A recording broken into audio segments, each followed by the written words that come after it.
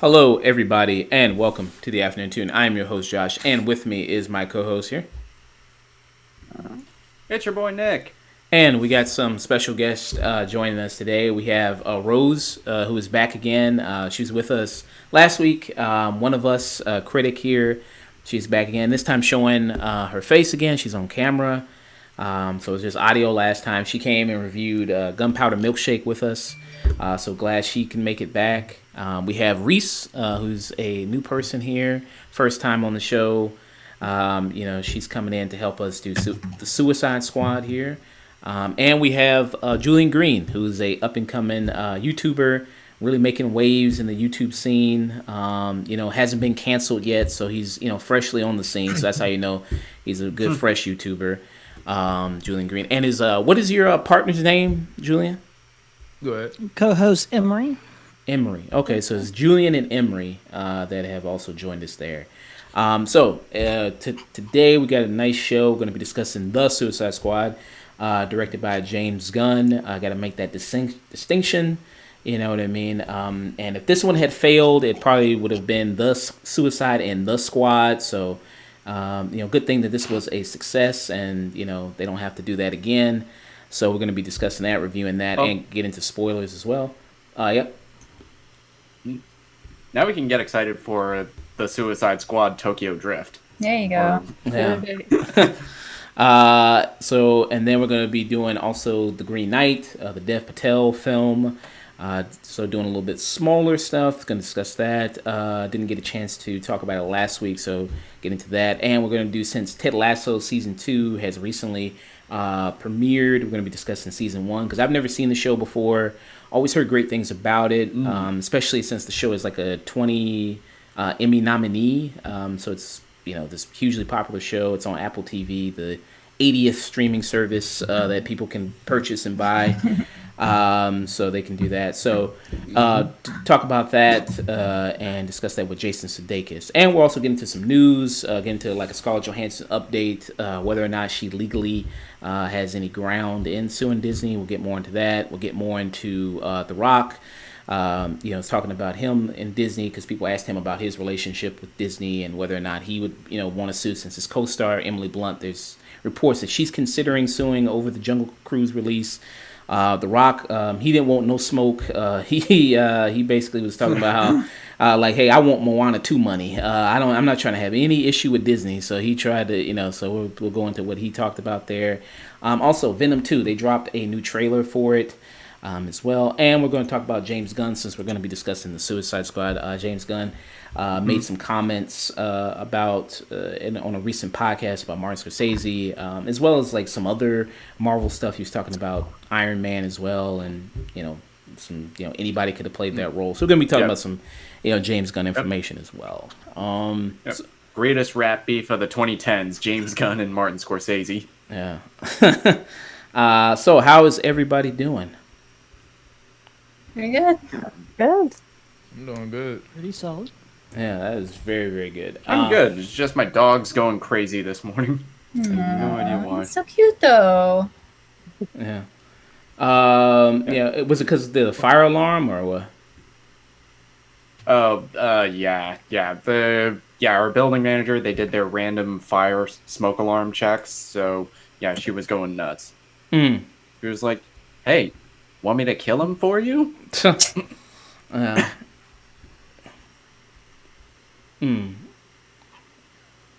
Yeah. Yeah, but she's good now, right? Yeah, she's good. Okay. Well, that's good. That's good. That Bubbles is okay. Bubbles is the anchor of the show. So if she's not doing well, then it's gonna throw the whole equilibrium off. It's just like, I'm not gonna be on my That's game. why everyone tunes in. Yeah, pretty much. Yeah, just see Bubbles. Yeah, and just to see Nick's girlfriend every once in a while reach in with the arm, and then touch the dog every once in a while. Yeah. So we're gonna get into things. So Rose, if you just want to introduce yourself again, and where you come from, and kind of one of us, and your kind of critic background, pimp your stuff a Yeah, little. I'm Rose. I do critic stuff over at oneofus.net, and that's kind of it. I don't have a huge internet presence. Okay. Very, very low key there. Reese, you want to talk about a little bit about yourself and your art and what you kind of do? I'm super boring. I just sit in my room and I draw things, and sometimes I hang out in the DT Facebook group and I mod there, and yeah, Okay. about it for me. And let me show some of your art just on stream here. I just want to pull up some of your art here. And it's really, really nice art, very gorgeous art here. And you were telling me, so it depends on how detailed it is. So I'm looking at this one photo here, you said with the green hair. And you said something like this with this amount of detail takes about 2 weeks, you said, or correct? Yeah, on and off. It really just depends on how much time and patience I have for each piece. So it really varies based on what it is I'm drawing. Okay. And commissions are currently closed, right? Yes. Okay. That's right. They'll probably be opened up again early next year.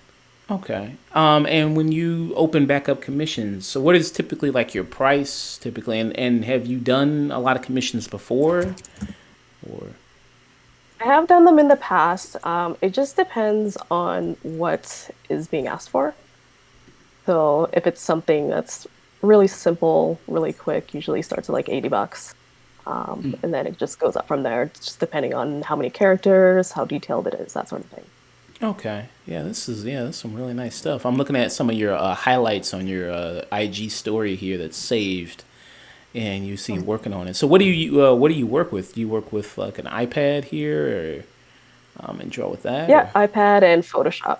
Oh, okay. This is really nice stuff here. Really, really gorgeous work Thank here. you. Yeah. Yeah. And okay, yeah, this is very, very nice. All right, Julian, you just want to introduce yourself, talk about your channel, and what do you do over there? So, hey, I'm Julian. I have a YouTube channel called CobraStarGreen. It's around 10,000 subscribers. Still growing daily. I post movie reviews. What else we do? TV stuff. TV stuff, you know, the Gaming usual now. entertainment stuff. Yeah, we're doing gaming, reactions now. Pretty much, it's a channel for everything, honestly, for right now. Okay. Yeah, I see. Because I'm pulling up your channel right here. Yeah, very nice one. I didn't know it was up to 10,000 already. Wow, I thought that's pretty. You That's know what? Congrats. You know what? Oh, man. You know what we should do for a video? It'll be added to a playlist immediately. You know the Nando V Movies channel? No idea. We're doing Yeah. a one villainous thing, and you get to talk about your favorite villain moment, and they'll add it to that playlist. Wait, what? And Nando V Movies, they got some views rolling in. So if we just do a random playlist. If we talk about we talk our villain. favorite villain moment in a scene, we make a video about that, we can automatically be added to that playlist if we tag them in. oh Sounds like a bit. yeah. So what have you been learning in your journey trying to do YouTube and everything like that, Julian? And why did you start doing YouTube in the first place? Well, I had a channel like 10 years ago, but I never used it, you know. I just had it just sitting there just so I can have that name, just so I can just have the CobraStarGreen name because I've always wanted it. So I went off to college and then I came back. And then like when I came back, that's when I started doing YouTube, like taking it seriously. So I've been doing YouTube for maybe like 2 years now. So not too bad. But. Yeah, I mean that's pretty impressive. I mean to have this amount of success, 2 years, 10,000. That's pretty impressive. Yeah. Yeah. Yeah, I'm blessed. I'm happy for it. Yeah. Okay. All right. Calm down. All right. Don't get too big of ego. All right. Relax. You know what I mean? We get it. You got 10,000 subscribers. We get it. All right. Relax. All right. So let's get into the review here. Let's get into James Gunn's The Suicide Squad. Here, you have a sort of, kind of, I would say, reboot sort of situation here with James Gunn's The Suicide Squad. What we really have is Warner Brothers saying, "Yo, we fucked up." Yeah, this is an apology letter. Pretty much. It's from 2016's David Ayer Suicide Squad, which we'll talk about a little bit as well, just in kind of reference to this one a little bit. So, there was a 2016 Suicide Squad David Ayer's version. Here you do, it's kind of like, I guess, kind of a redo in a way. You have some characters that do, cross over here. Like you have Margot Robbie that's back again as Harley Quinn. You got Courtney, who's back again as Captain Boomerang. You have also Viola Davis, who's back again as Amanda Waller. So you have some characters who are coming back here, like that was in the 2016 version of Suicide Squad, as well as Joel Kinnaman, who's Colonel Rick Flag. He's back again. You even have kind of some similar characters. You have another black guy who can shoot real well and has a bad relationship with his daughter.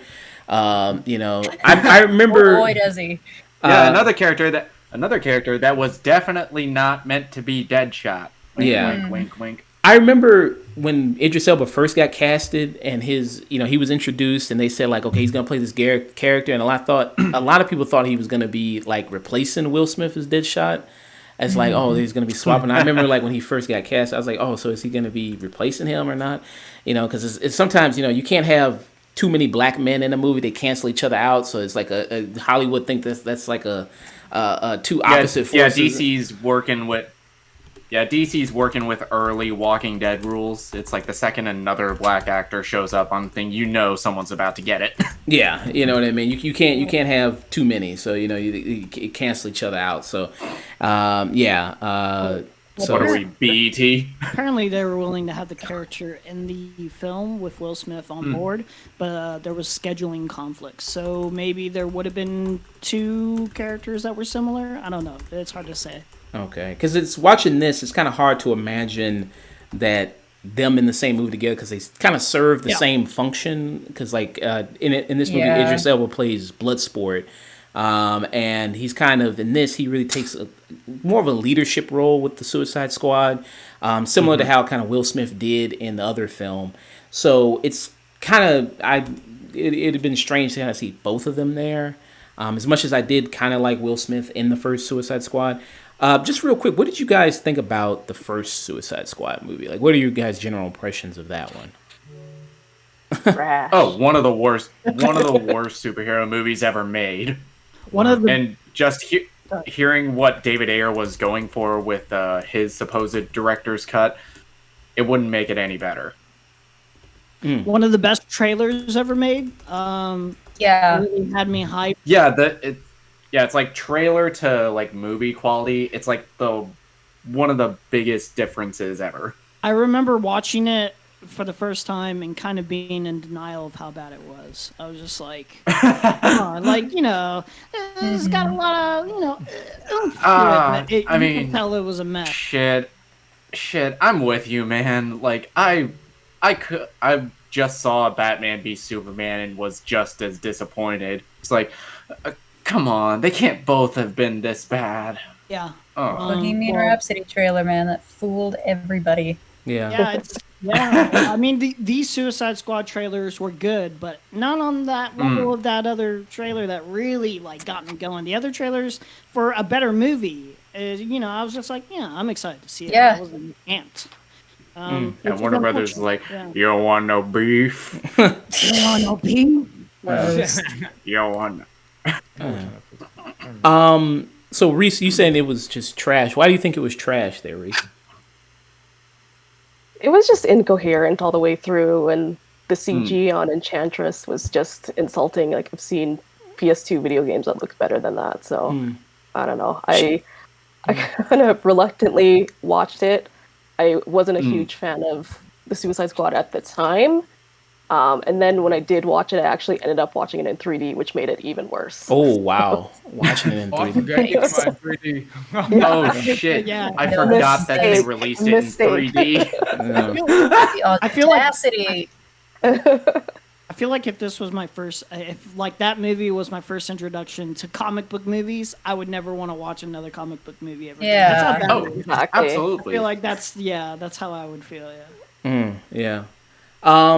So what are some elements that you all liked about the first Suicide Squad? Margot Robbie. Some of the Margot casting, Robbie. some of the Like, casting yeah. was really excellent. Like Viola Davis as Amanda Waller, that's Yeah. perfect casting. Yeah. Even though Joel Kinnaman in that as Rick Flag, he was kind of a nothing character. he did the best with what he was given. He was just this kind of put upon. Everyone is punking on him. I don't think any of the actors were really awful for their roles, but I don't think they were written well. I mean, yeah. Yeah, same. It's like every time I always think, Jesus Christ, we got a good Jai Courtney performance from Suicide Squad. You only get one of those. Yeah. You only ever get one. Wasted it. Yeah. I know Jai Courtney, I think, there was a time when it seems like Hollywood, the same thing with Taylor Kitsch, they were really trying to make Jai Courtney a thing. They were really trying to, really make him happen in Hollywood at some point. But I think he plays a good asshole. Like when he was in Jack Reacher, when he was the villain in that, I think he was good in that. And then, him as Captain Boomerang, I think he's very good. He's playing like a bad guy in that.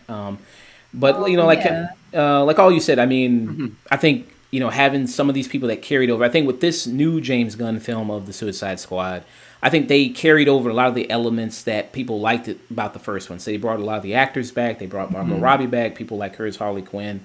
They brought her back. They brought back Viola Davis as Amanda Waller, who's an amazing Amanda Waller. I think she's, knocks that, kind of character out of the park. They brought back Jai Courtney as Captain Boomerang. He was one of the bright spots about that movie. They brought him back. They brought back Joel Kinnaman as Colonel Flag. I think he was also very good in that film. So they brought back kind of a lot of those kind of characters that people seem to genuinely like, even if they didn't like the movie. So because of, they would have brought back Will Smith. So apparently there was kind of scheduling conflicts there. They would have brought back Will Smith there. I mean, I know Will Smith kind of wanted to come back and be with Margot Robbie again. I know he probably was like, I really want to be there again, but he was trying to go for round two. Yeah. Right. Trying to go round two. I would trying to get into his own another entanglement. I would say my one disappointment with the Suicide Squad is that they didn't use Captain Boomerang to my liking. I preferred him in the other movie as a whole, which is sad to say because I think they could have used him better in this, and he would have been better in this. But it was such a short screen time, so yeah, I don't know. Yeah. Yeah. All right. So with this new one here, you have it. You have it where James Gunn, he's coming back with kind of these casted characters. Like he says, kind of more of a reboot, but with a whole new other people kind of coming along for the journey for Suicide Squad here, where they're kind of dropped off on this remote island and attempt to kind of Corto Maltese, as they say, is trying to get information for Amanda Waller. Of course, they only kind of know half the mission coming in, as Amanda Waller tends to do with her team of people, not really giving them the full information, just kind of what they on a need-to-know basis as always. So with the film here, I will say that, vast improvement over David Ayer's version. I think in terms of its humor, its violence. The first one just PG-13, correct? Yeah, it was. Yes, Yeah, it PG-13. Yeah, so this one here is R-rated, and it definitely uses that R rating for sure. Oh, yes, it does. Yeah, Right off the bat, they let you know. Yeah, definitely. That's not getting their head knocked off. So. I would have loved to see Leto's Joker with a James Gunn script, though. Not right now, though. I ain't talking I would about love right to now. never see Leto's Joker ever again. Yeah, All right. I don't I see it honestly right now. think if you wrote them the right way, if he was only No, but there need to be no Jared Leto in this movie. no, the only way it would have been okay if that version of Joker was in this movie was in that opening sequence. I would have been fine with that. He's getting killed off. Okay, yeah. So I mean, I kind of think, I would have kind of been interested to see what James Gunn would have done with Jared Leto's Joker, and I think Jared Leto's Joker right now, it's kind of in limbo because of the whole DCU. They don't know really what to do. They don't know. No. They kind of just don't know what to do with him yet. And as far as I don't know what's going to happen, because in Birds of Prey they just say like, okay, well Harley just broke up with him. So, they don't really say he's dead. They don't really say what's up with him. So, they don't even show him. So, they're just kind of saying, like, it's like the same thing with, like, Henry Cavill. It's like when Superman showed up in Shazam. It's like, we're going to show just his body. We don't know really what to do with him. We don't know if we're going to bring him back. Henry Cavill, he wants to do Witcher shit. I don't know. He wants to be Geralt. I don't know. So, He's not coming back. So I don't know. Yeah, so you see what happened with Jared Leto is Warner Brothers took that version of the Joker, they took him out back and they shot him. Yeah, so I mean, I don't know officially. Died on the way back to his home planet. Yeah. I think Margot Robbie was saying something about not planning on coming back as Harley for a good while. So I don't know. Well, that didn't last too damn long. No, like after this was recent. Oh, I'm about to say, he said, "Get your asses over here." Yeah, I don't know. Well, doesn't she have some kind of like producer? I think so. Warner Brothers now that she's producing a lot of the Harley Quinn stuff. Well, I think she produced Birds of Prey, correct? She produced that, right? Yeah, she was a producer on Birds of Prey.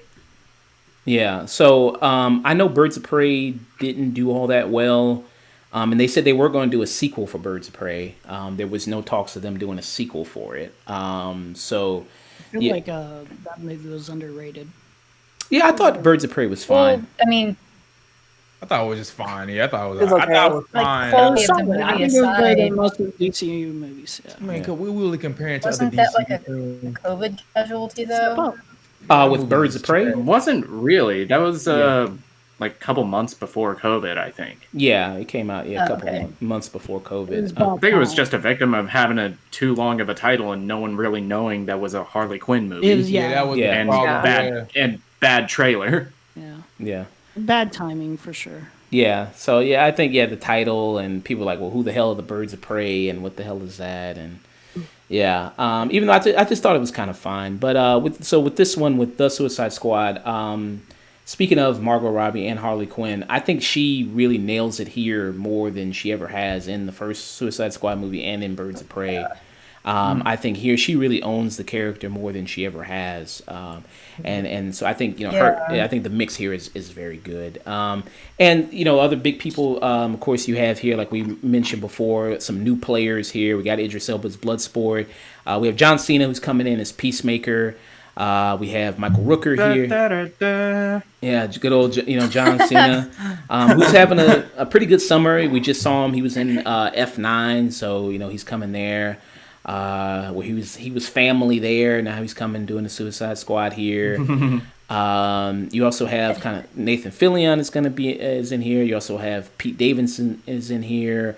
You got Sean Gunn. You have some familiar James Gunn people in here. When James Gunn does a movie, he's got to bring his crew. So he's always got to bring kind of his brother. His brother. Michael Rooker in there, Yondu. Yeah, Michael Rooker, Nathan Fillion. Michael Rooker. Hell yeah. Yeah, so he's always got to bring his crew of people with him, and just like when he did with Guardians, he had his brother in that. He's also had Michael Rooker in that. I'm surprised he didn't, put Nathan Fillion in there somewhere because he usually collaborates with him as well and kind of different stuff as well.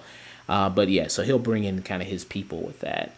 And wasn't Nathan Fillion the dude with the DK arm gimmick? Yeah. Yeah. It's TDK. Yeah, TDK. Right?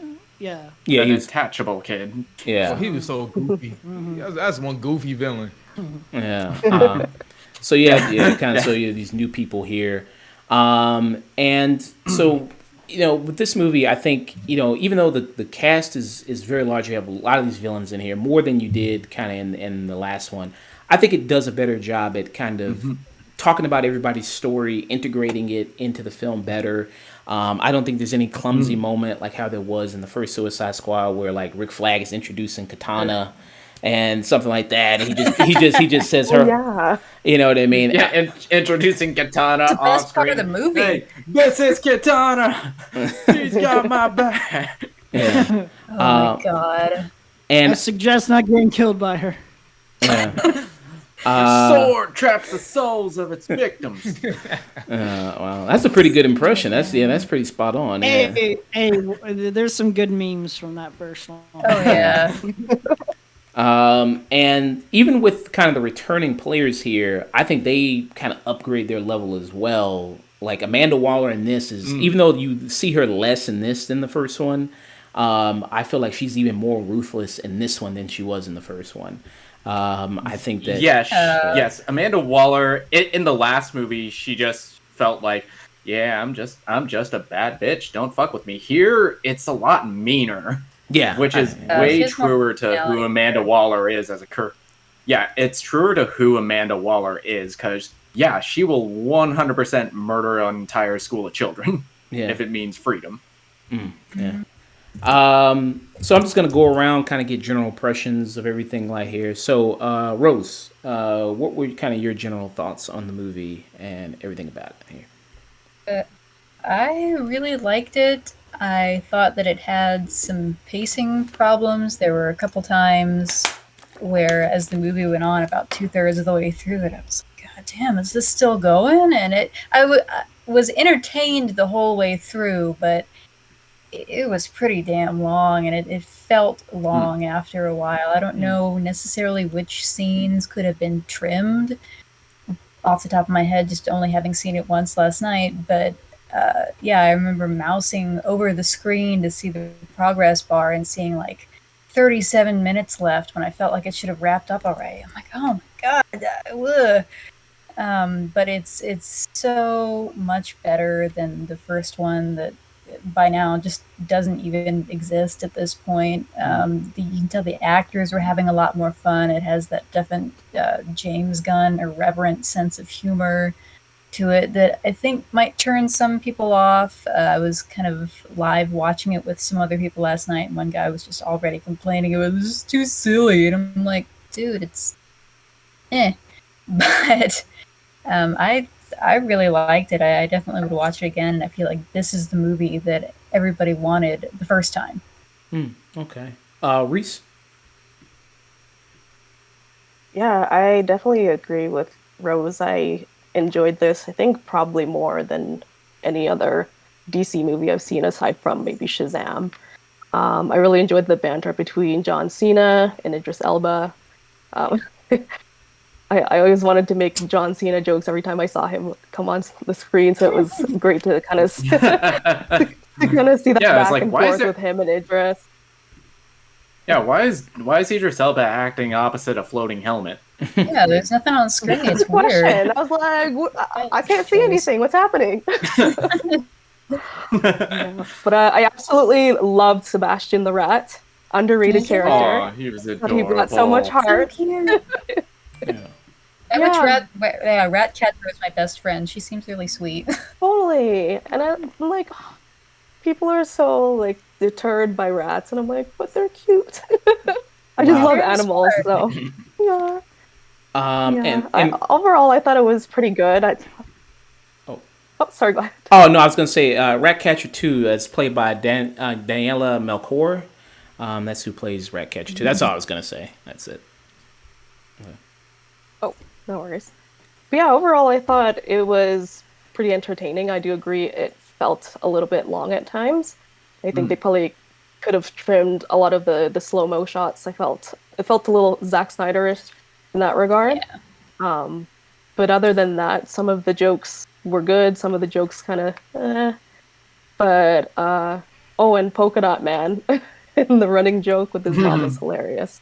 Oh. God, he was precious. Yeah. Okay. Julian. Yeah, I liked it. I don't know. I didn't feel like it felt too long. I don't know. Maybe that's just me. Do you think it was longer?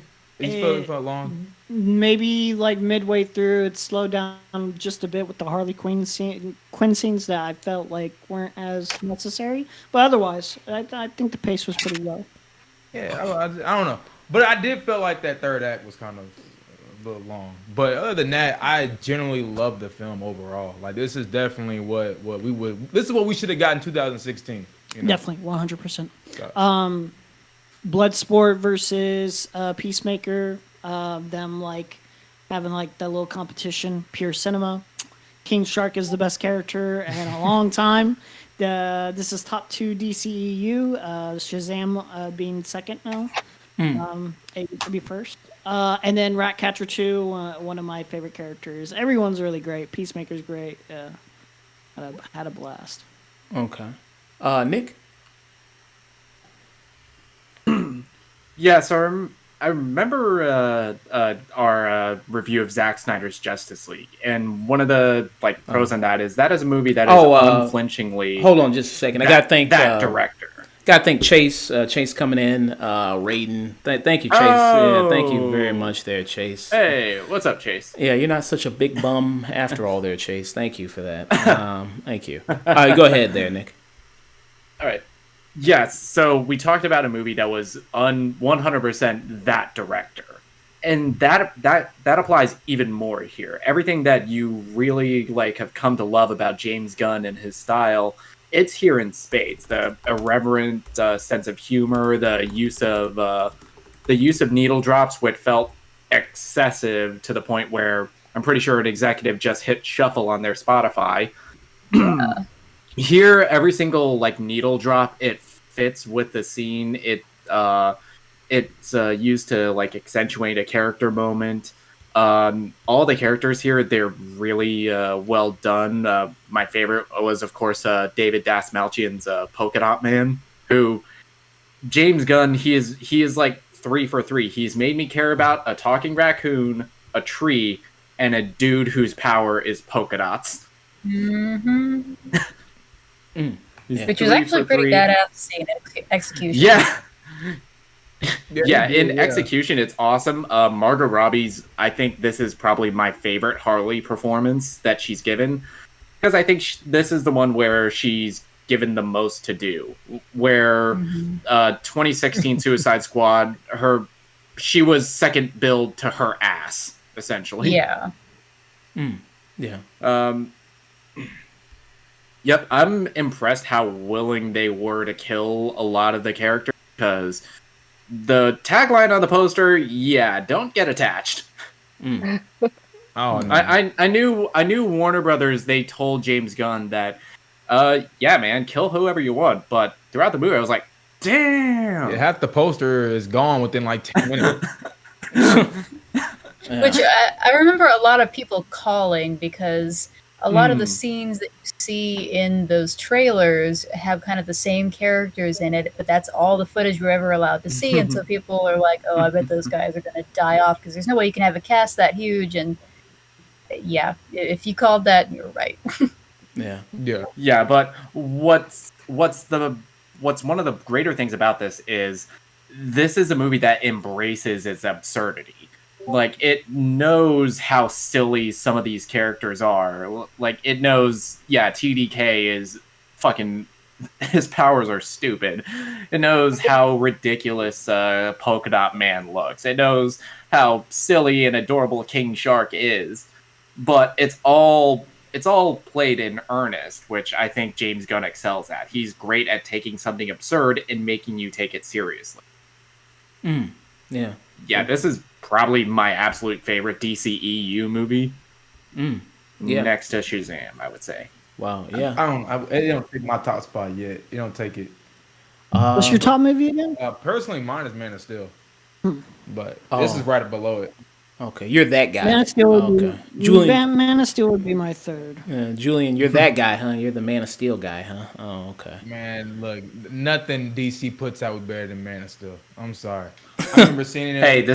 Hey, let's be real. The Suicide Squad has killed way fewer people than Superman did. In the DCEU. I like my Superman with less 9/11 in it.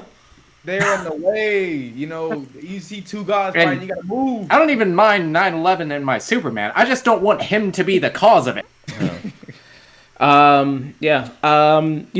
With this film, I think I've been seeing a lot of people saying it's their favorite DCU film now. It's kind of jumped a lot of people's ranks. A lot of people love Shazam.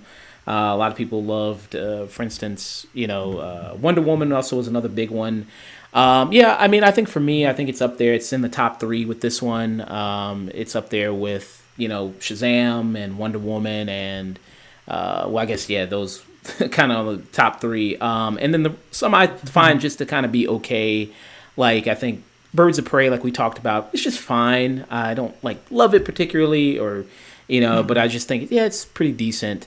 You also have movies for instance, Aquaman, which I think is not really that good, but I think it's kind of fun and enjoyable on some level. Aquaman too long. Yeah, it was too long. Aquaman's too long, and it's got that fucking spouse beating anchor attached to it You too. talking about what's her name? Amber Moon. yeah, Amber Heard. Yeah. I mean, Heard. I didn't know. I said Moon. No. I like Harley Quinn better in Birds of Prey. That's my favorite performance of hers, honestly. I liked her in this. Don't get me wrong, but I feel like I don't know, like it just I felt like they intentionally played her down a little bit to let everyone else kind of shine a little bit more. I feel like they didn't need to rely on her, so. Yeah, which with Harley in an ensemble movie, that there's a danger of her overshadowing. Yeah. So I get why they kind of played her down, but it still worked for me. I guess I didn't find the subplot as interesting either with her. I mean, it was good. Oh, with the prince and everything. It was just my least favorite parts of the film. I felt like, which wasn't even bad. It was kind of like, hurry up a little bit. Mine too, to some extent, but I still got a genuine belly laugh out of how that whole subplot ends. Yeah, there's some good moments. okay. Yeah. Oh, and like the action sequences, top notch for her in this movie. Oh yeah. The action was. Yeah, this is her best action scene. The action was better in this I don't know. Birds of Prey. come on You now, gotta come rewatch on Birds now. of Prey. Her action sequences of Birds of Prey are pretty hard. They're not better than this. They're not better. I don't know. It's still for debate. I have to.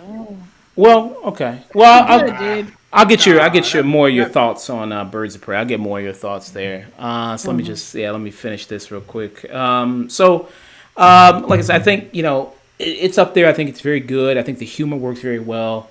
I think them upgrading it to R-rated isn't just doing it because it's just like, well, it's just trying to be edgy to be edgy. Yeah. I think it uses it to a good degree, and you need kind of that type of violence when what you're dealing with, in these kind of situations when you're dealing with killers, assassins. You know what I mean? You kind of need that type of violence with this. You have kind of these new people that come into it, like John Cena's Peacemaker. John Cena is very good at doing humor.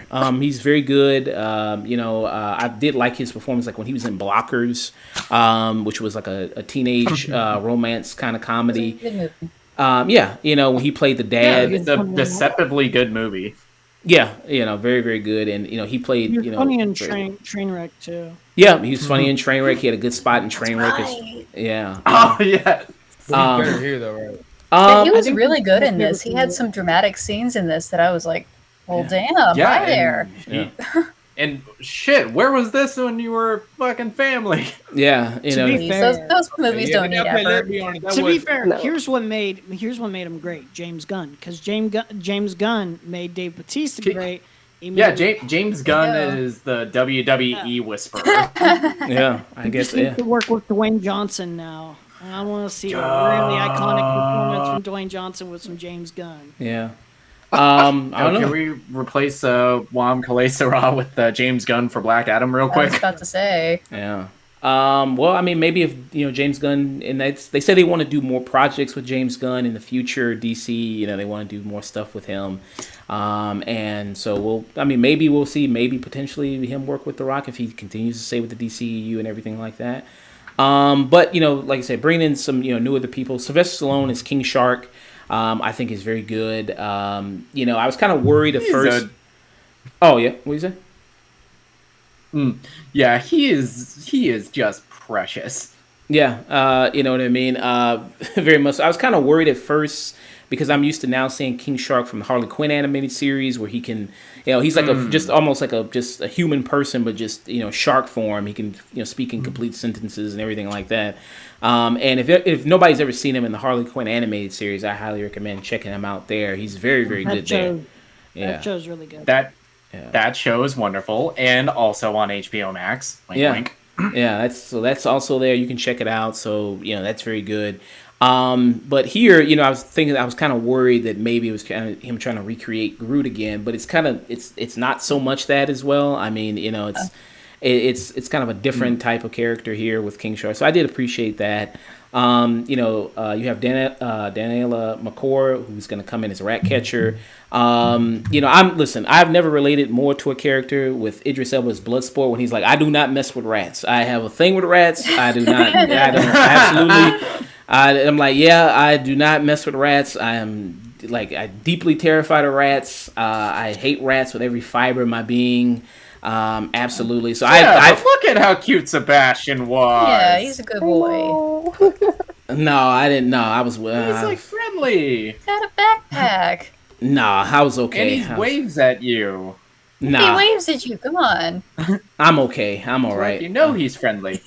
You know what I mean? Like, I guess, like with Stroke of Fear in me, I guess, as I watched that movie when I was a kid, it was with Crispin Glover in it. It was called Willard, and it was all about Yeah.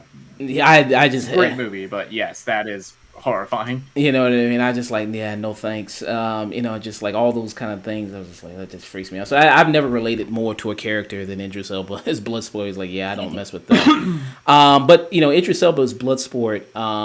I think he's kind of really the good kind of anchor of this, the lead of this film. I think Ratcatcher is more kind of the heart of the film here as well, because they have a very kind of close relationship. I kind of Idris Elba is very cool in this movie. I mean, the stuff he does with his suit and how he can has this gun that can turn into like other bigger guns and stuff like that, and deploy like these detached things and these different weapons from his suit. I think is very cool. His power is Bugs Bunny power. He can just pull this stuff from anywhere. Yeah, I mean, pretty much. He can just transform into all this other different stuff. So I thought he really killed it a lot here. I think kind of one of the kind of weaker elements I would say here is maybe some of the kind of the villains here. I don't think they're really the main focus too much here. Like Peter Capaldi comes in as the thinker. I think he's kind of very, very underutilized. I don't think they really do a lot with him. He kind of comes in and you know what I mean? And it's a shame because Peter Capaldi is very good, you know what I mean? And he can be very, very, funny as well. If anybody's seen kind of his work over in the UK, the kind of the comedy stuff he does there, he's very funny. I was kind of disappointed that in this R-rated movie that isn't afraid to let the F-bombs fly, that they didn't just let him have his like Malcolm Tucker fuck kind of rant. He says it a couple times, but it's just very subdued, and I'm like, aw. Yeah, I thought it was in a moment where it would have felt fitting. Yeah. So I mean, Polka Dot Man, I think amazing job with him. And the actor's story, the guy who plays Polka Dot Man has a great story because he was, he used to be a heroin addict and he's recovering now and he's sober now. So I mean, he's, great story with him, and he's been in a lot of other different comic book properties. He was in The Dark Knight. He was in The Dark Knight, wasn't he? I was just thinking about that. Yeah, he's basically like the Watcher for comic book properties. He's been in The Dark Knight. He's been in The Flash. He's been in the MCU in the Ant-Man movies. Yeah, and he just recently did the voice for Calendar Man in The Long Halloween, which we reviewed last week. Yeah, so he likes comic book properties, and they pay the bills well over there. And I remember him talking about Ant-Man. He was like, they asked him about it. Like, so you think you're going to be in Ant-Man 3? And he was like, I don't know, man. I mean, T.I. hasn't let the kids out of his basement yet, so I don't know if they're going to let me come back with him in the gang to do Ant-Man 3. Yeah. For everybody else. Yeah, so, because that was the whole thing. They're going to bring back Luis. I mean, Luis will be back. That's it. Yeah, we got to bring back Luis, and we got to get our recap of the MCU as told by Luis. Hell yeah. Yeah. Everybody else Agreed. is expendable. Yeah. And speaking of like expendable, when it comes to like the people in this movie, as far as kind of who they let die, because I know we talked about it before when we talked about the trailer. Who's kind of gonna live, who's kind of gonna die, and then prediction wise, I think that was the big weakness of the first Suicide Squad. It's called the Suicide Squad, and one, you're playing everybody like so street and so tough, like everyone's so badass, which that's not really the Suicide Squad. Besides maybe like 2 or 3 characters that they bring in as like the leader of the team, everyone else is kind of like fucking stupid and dumb and absurd. And you kill a lot of them. Yeah. Which Suicide Squad 2016 just brought in a dude in some bad ADR, said, and here's Slipknot, the man who can climb anything. Oh, yeah. Who's like, he's gonna die because he's the only character that didn't get a montage in like the first 45 minutes of pure montage. I won't lie, that was one of the most funniest scenes I've ever seen. It's when he's just like, let me try to escape. And it's like, no. He didn't climb fast enough. Oh, and when he's introduced to, it's just like, let me just immediately show how much of a piece of shit I am. Let me punch this lady or whatever. It's like, dude, what, oh my gosh. A memorable character. His whole character was pointless. Yeah. Yeah. So I think it's really good. So I'm just gonna go around again if everyone get their more thoughts on it and then ratings. Let me go, Julian. Let me get your thoughts again. Ratings. Wrap up your thoughts. Give me a rating. I loved it. I gave the movie a 10 out of 10. It's great. It still ain't better than Man of Steel, but I gave it a 10 out of 10. Honestly, like, I did not want the movie to end, but I'm not gonna lie, I did not agree with the ending of the film. But that's where probably everybody goes different ways. I didn't agree with the Starro character. I didn't agree with how they handled the character. But I wanted more from it. This is a movie that I can really say that I didn't want it to end. I know it was 2 hours 12 minutes, but I wanted it to go for 3 hours. But yeah, I loved it. What You wanted the gun cut. Yes, I want that 4 hour, 5 hour version. That's what I want. So I do kind of a 2-system rating in my head. So like on an objective quality, when I like look at it and I like think critically about it a little bit, I nitpick a little bit more. I usually I'll come up with like a 9 out of 10 for this one. I think there's a couple mistakes here, there, a couple bad lines, kind of James Gunn humor where it just didn't quite work for me. But I still overall enjoyed my experience with it immensely, and I still think most of these things were done well. Subjectively, my enjoyment of the experience, 11 out of 10. I just had a blast with this. It was a great watch. Shit through the roof, huh? I just loved it. Yeah. To the moon. See, a lot of people say that this feels more like an MCU film than a DCU. That's because James Gunn, his Yeah, flavor. fancy that. Yeah. That's because they don't watch enough movies. Yeah. Okay. Rose.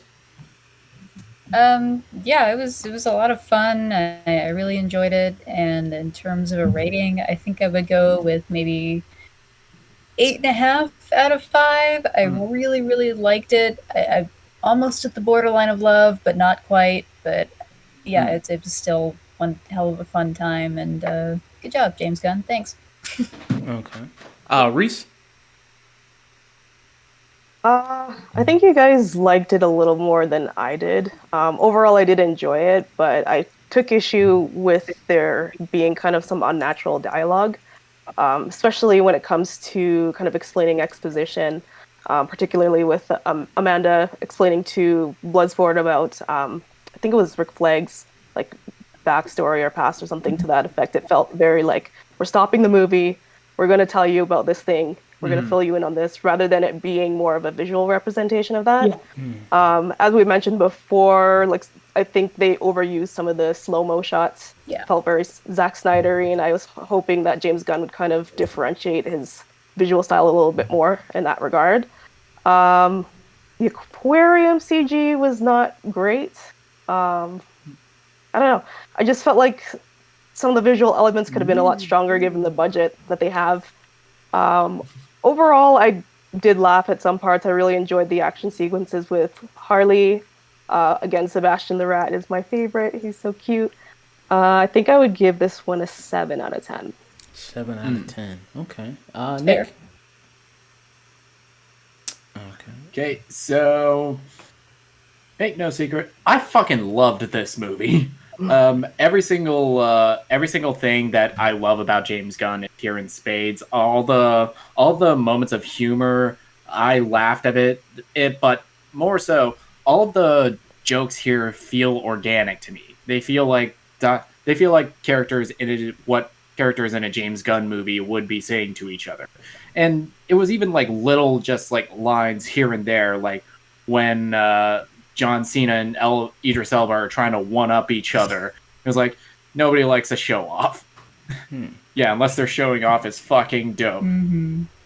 Yeah, I like that part. I think it's like my true. The entire part is like my favorite scene. In the movie. Yeah, Bloodsport versus Peacemaker is definitely one of the highlights of the film. For sure. Okay. In Shark. Everything they're in, like you said, this cast is completely stacked.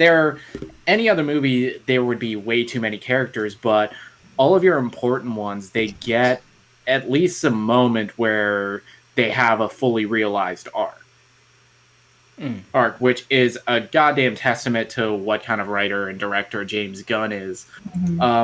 The visuals of this, I really liked it. I loved how gnarly they went with the gore, and King Shark is a goddamn precious boy. For me, this is 10 out of 10. Can I say something real quick? Sure. I feel like I'm on a high with this movie. Like I just experienced it not too long ago. I have a lot of good emotions about it. I overall love this film. I do want to say, that being said, I still don't think if I were to compare it with his Guardians films, I still like his Guardians films more. I feel like there was more character drama, more I could grab out of those films. Not to say there was nothing I could grab from the Suicide Squad, but I do feel like some of the characters could have been more deeply developed than they were. Not to say that they weren't, but I think there could have been more. And I feel like there's not a moment like Yondu's funeral. There's not a moment like in the beginning of the first Guardians of the Galaxy where it really gets you hooked on Peter's character. There's just not that moment for me. So out of those three, it would still be third place for me. Volume 2, Guardians, and then the Suicide Squad out of his comic book movies. So yeah, that's pretty fair. Okay. I feel the same way. Yeah, that'd be fair. I just, with this one, I feel because Warner Brothers, they essentially gave him the green light. They let him more off the leash, where with Marvel, I feel like they'd be more on his shoulder. It's like, hey, we got to get these kids in here. Yeah, for sure. I think he let loose. He had a lot of fun. If you're coming for a really fun time, you can get some character drama out of this, but it's just not quite enough for me to be like, I'll put this over the Guardians movies. Yeah, no, it's not quite there for me. Okay. I think it's a very strong movie. A lot of great elements about it, as I mentioned. I think some of the weaker stuff in it for me, I think some of the dialogue, I don't think this is seen as egregious as like what happened in the first one, or like with when they introduced Slipknot or Katana. But there are moments in this movie where they do kind of like, okay, well, tell me your backstory, and then, okay, you tell me your backstory, like they do with Bloodsport, like they do with Ratcatcher. Like they do that back to back with both those characters. It's like, well, tell me about you, and then, okay, tell me about yourself, and stuff like that. They kind of do that. But, it's integrated more well here than it is in the other one. As I mentioned before, I think they do a better job with the characters here. I think Gunn does a much better job with the Suicide Squad characters than what David Ayer did here, and really knows how to use them well. Viola Davis is really great, coming back here. Like everybody in the office she's worked with is just looking at her like, oh my god, this chick is crazy. I gotta get out this fucking job. Holy shit. You know what I mean? I gotta put in my papers. I gotta talk to HR. You know what I mean? It's funny, she probably would be HR at that company too, probably. You probably go complain and she would just turn around and it'd just be her. But yeah, I thought it is really great. As far as what I want to, if I would, people now are saying like they walk in the office and she's just sitting in there. Yeah, pretty much. Yeah. Oh, you did. But I think that as far as people saying now they want James Gunn to take control of the whole DCEU now. You know what I mean, of all that stuff. So I don't know about that. I think he's good for doing this type of stuff because this matches his style and this is what he's good at. I don't know about him taking charge of the entire universe or anything like that. But, I give this a strong 8 out of 10. Could be 9 out of 10, very much so. The length, I didn't have too much of a problem with, 2 hours and something.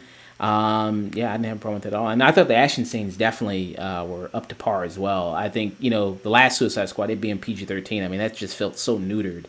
A lot of the action in that. We talked about that with like something like Snake Eyes because that was PG-13.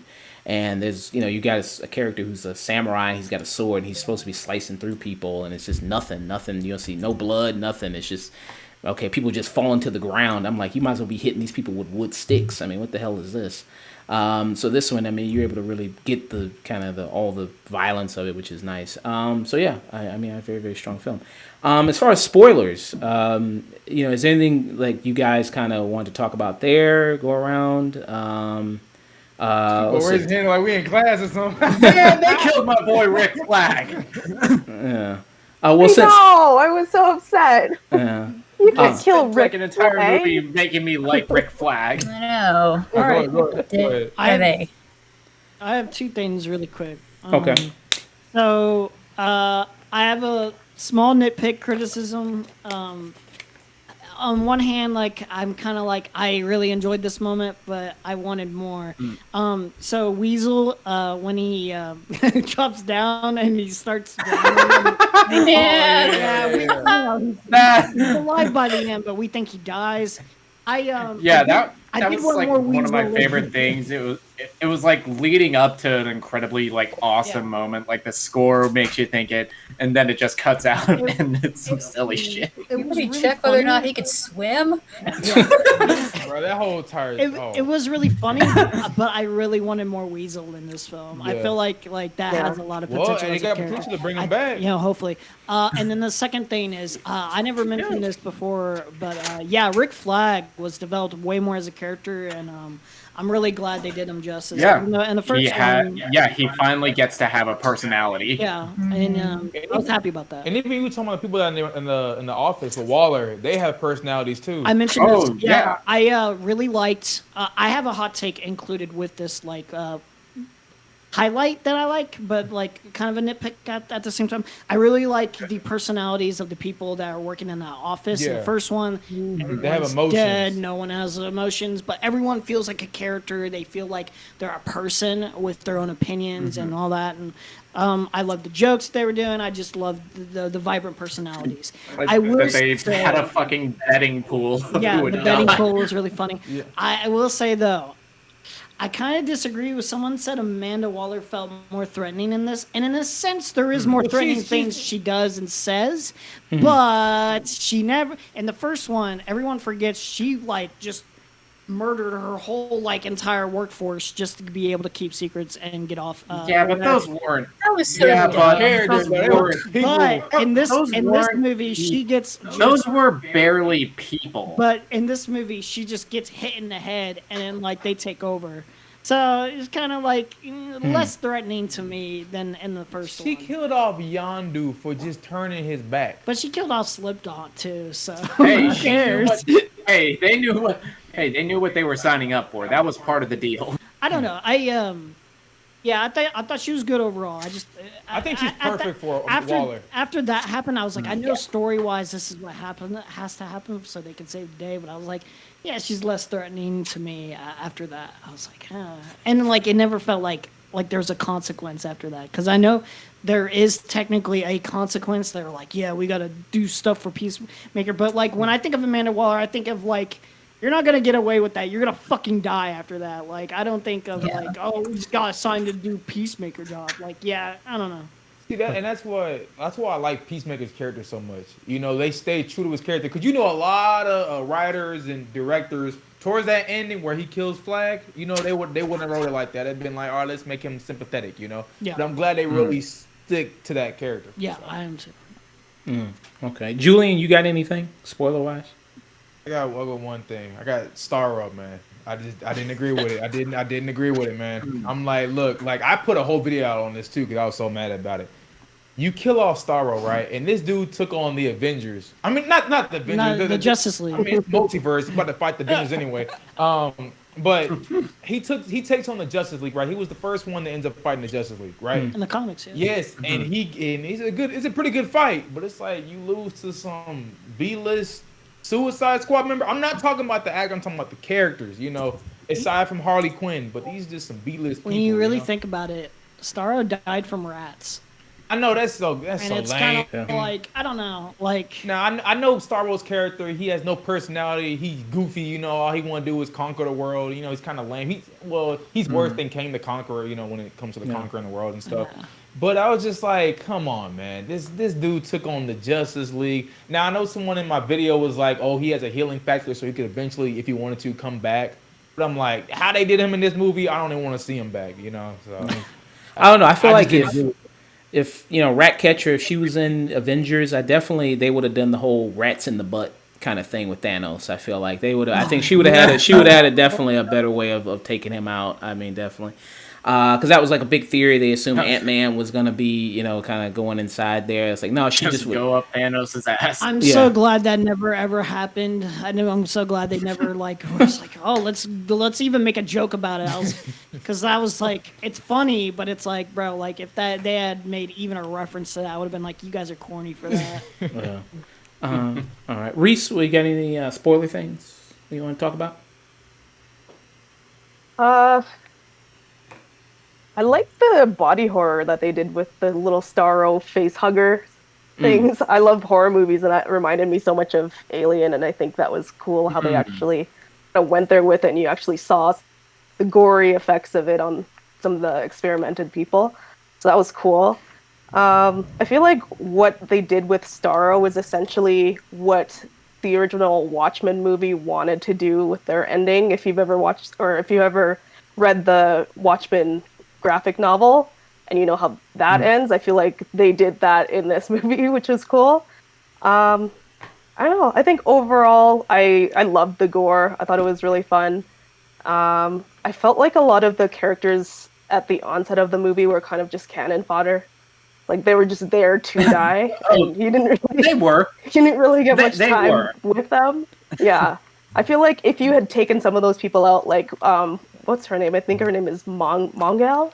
Yeah. Which is at the very beginning of the movie. I feel like if you took her out of the movie, it wouldn't have made a difference. I don't think she really needed to be there.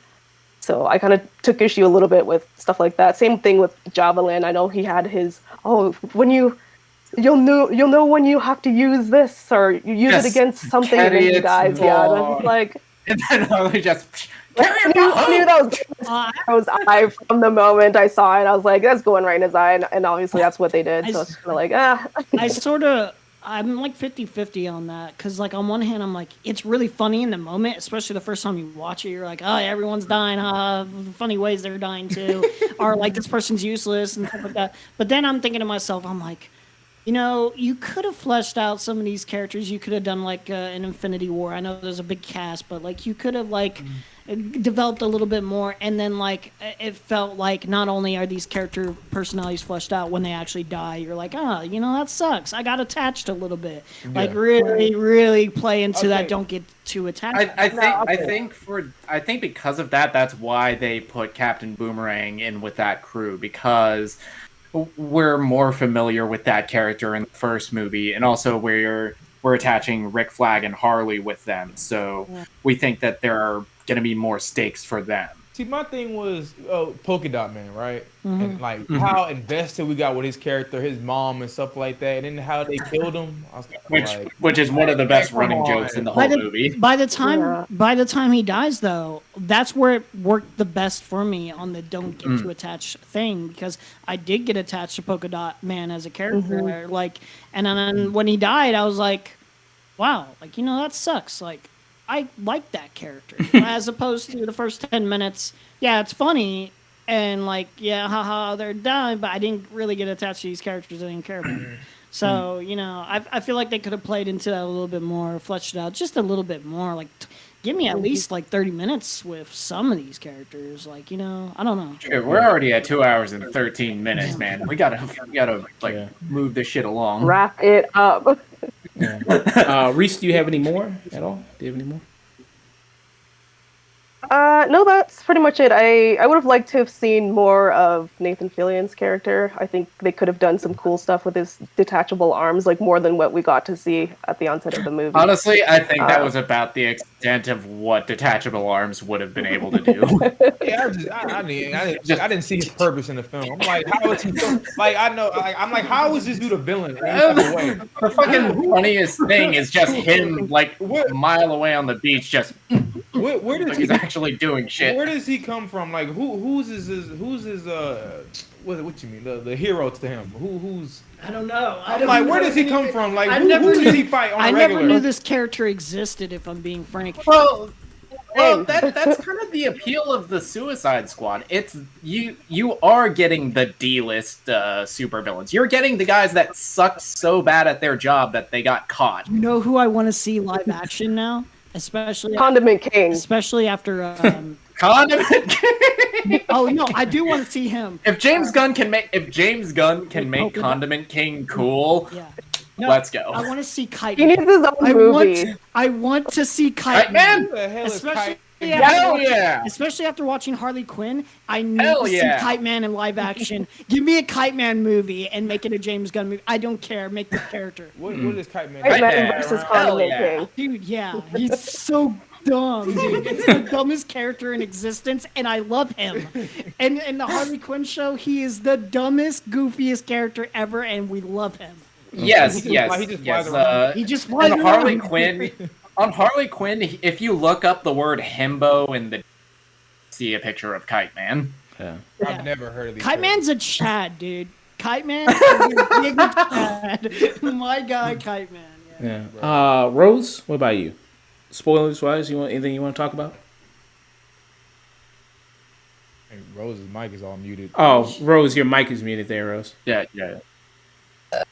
There we go. Yeah, I was kind of bummed they killed Polka Dot Man. I wish if they were gonna do it, I wish it had been more sudden and didn't give you that big triumphant moment where it was very obviously that he was about to die. Just do it. But other than that, no, I can't really think of anything spoilery off the top of my head right now that, Yeah. I thought that the shot of Harley Quinn inside of Starro's eye, that was both beautiful and disgusting. That was pretty cool. What'd you think about the post-credit scene they had with Peacemaker? What do you think about that? And potentially, if you are excited for a Peacemaker HBO Max series, what do you think about that? I was going in because what little I saw of the character already from the trailers, I thought, okay, this looks pretty cool. But then at the end, when he, tries to shoot Ratcatcher 2, I'm just like, oh, he's got this extremely black and white sense of not necessarily right and wrong, but this is what I've been told to do, and I'm going to do it. And I'm like, that makes it difficult to root for that character. He cherishes peace. Yeah. He doesn't care how many men, women, and children he has to kill to get it. And I'm like, I'm tired of that in real life, so...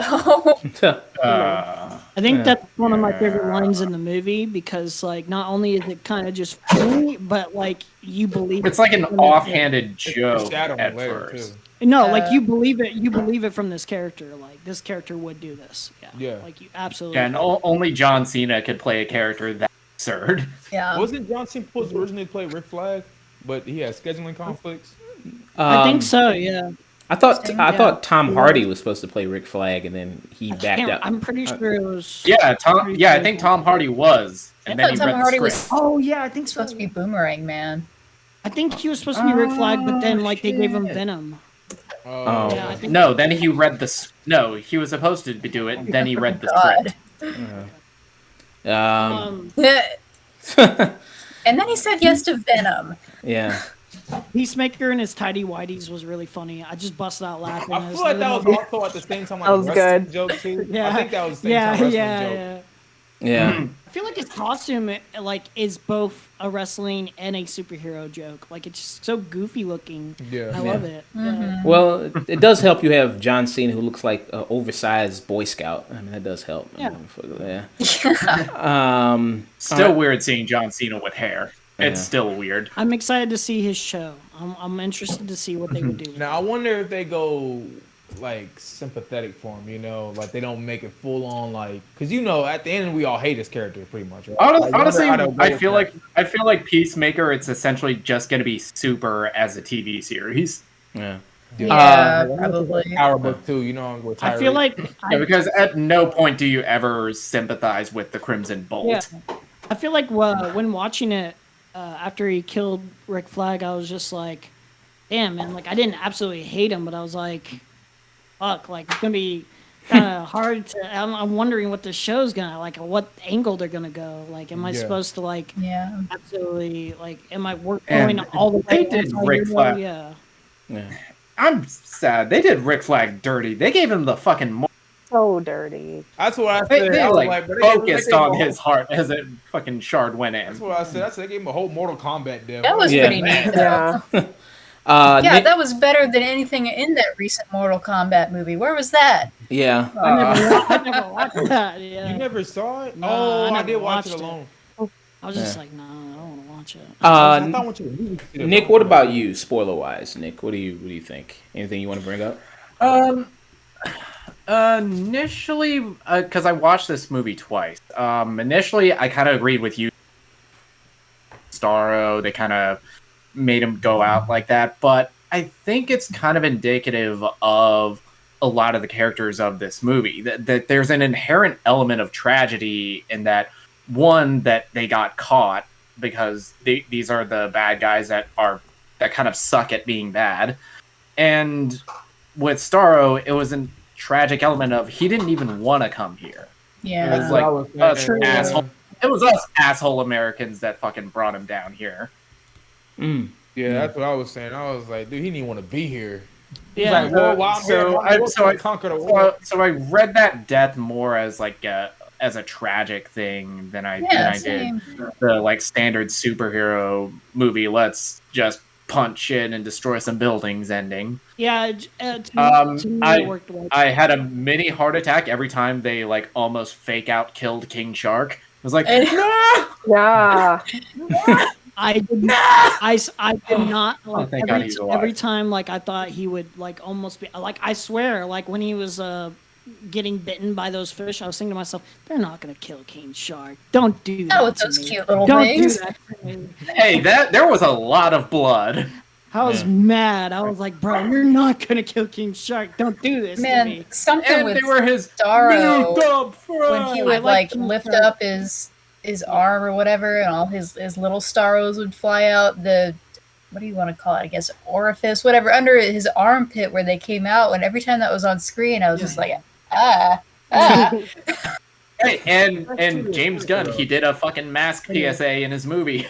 Yeah, that's true. That's true to his character. I don't get what his objective is. I'm just gonna conquer the world. That's What, Starro's? Yeah, I never got Well, I think he was Starro was gonna angry take at over what the had city. happened to him. that. He just wanted to see. I think he was just pissed off that fucking He was in that captain. our fucking little peon assholes kept him captured for like 30 years. I don't know if there was a clear goal for Starro. All I know is that Starro said, "Well, the city's mine." So that's the only clear thing. Frankenstein's was, monster I want the situation.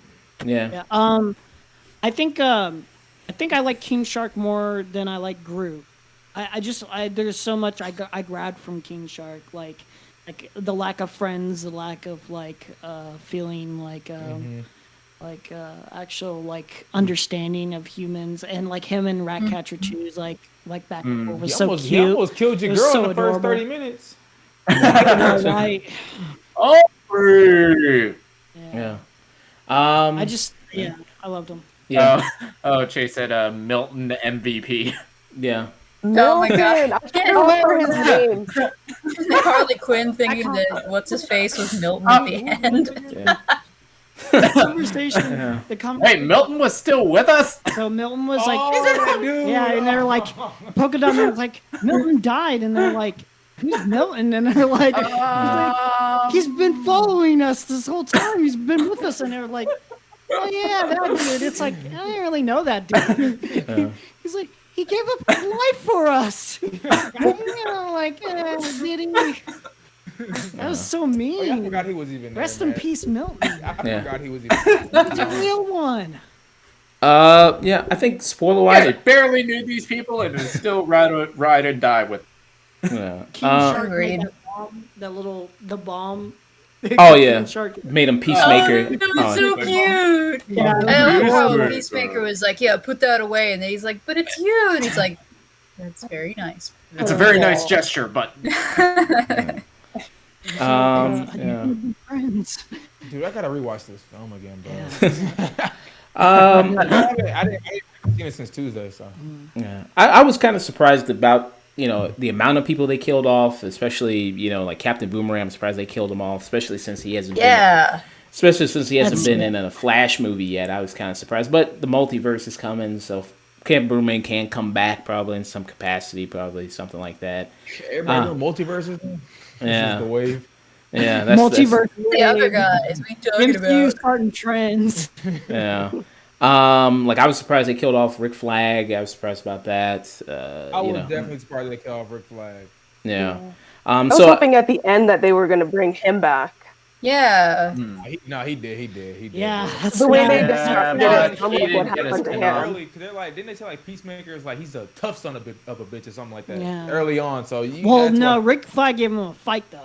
I know, Yeah. but- He gave him a fucking fight. That fight was really low key, Yeah. like one of the It hardest. was pretty fights. brutal. yeah, that Pretty fight brutal. it reminded me a lot like They Live between like Roddy I was Roddy gonna Piper say, yeah. and Keith David. I And was he- like, Start eating this trash can, Peacemaker. He nearly won that fight too. He got really close, like really close. So Yeah. you gotta give him his props. yeah. Well, I'm so glad he was so much better than this one in the first one. Oh yeah. Yeah. Yeah. And Joe Kinnaman, he bulked up a lot for this. He looks much bigger than he did when he was in the first Suicide yeah, Squad. he bulked up for that show Altered Carbon, Yeah. and that was like a couple years ago.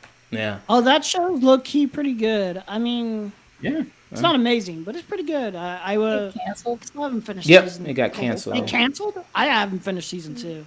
Yeah. It's on Netflix. You got to flip a coin whether or not they're going to cancel, Yeah. I'm like halfway in. especially if it's good. Yeah. Well, that had a lot of potential because they could just change like actors each season too. I was like, well, that's a cool concept. But, Yeah.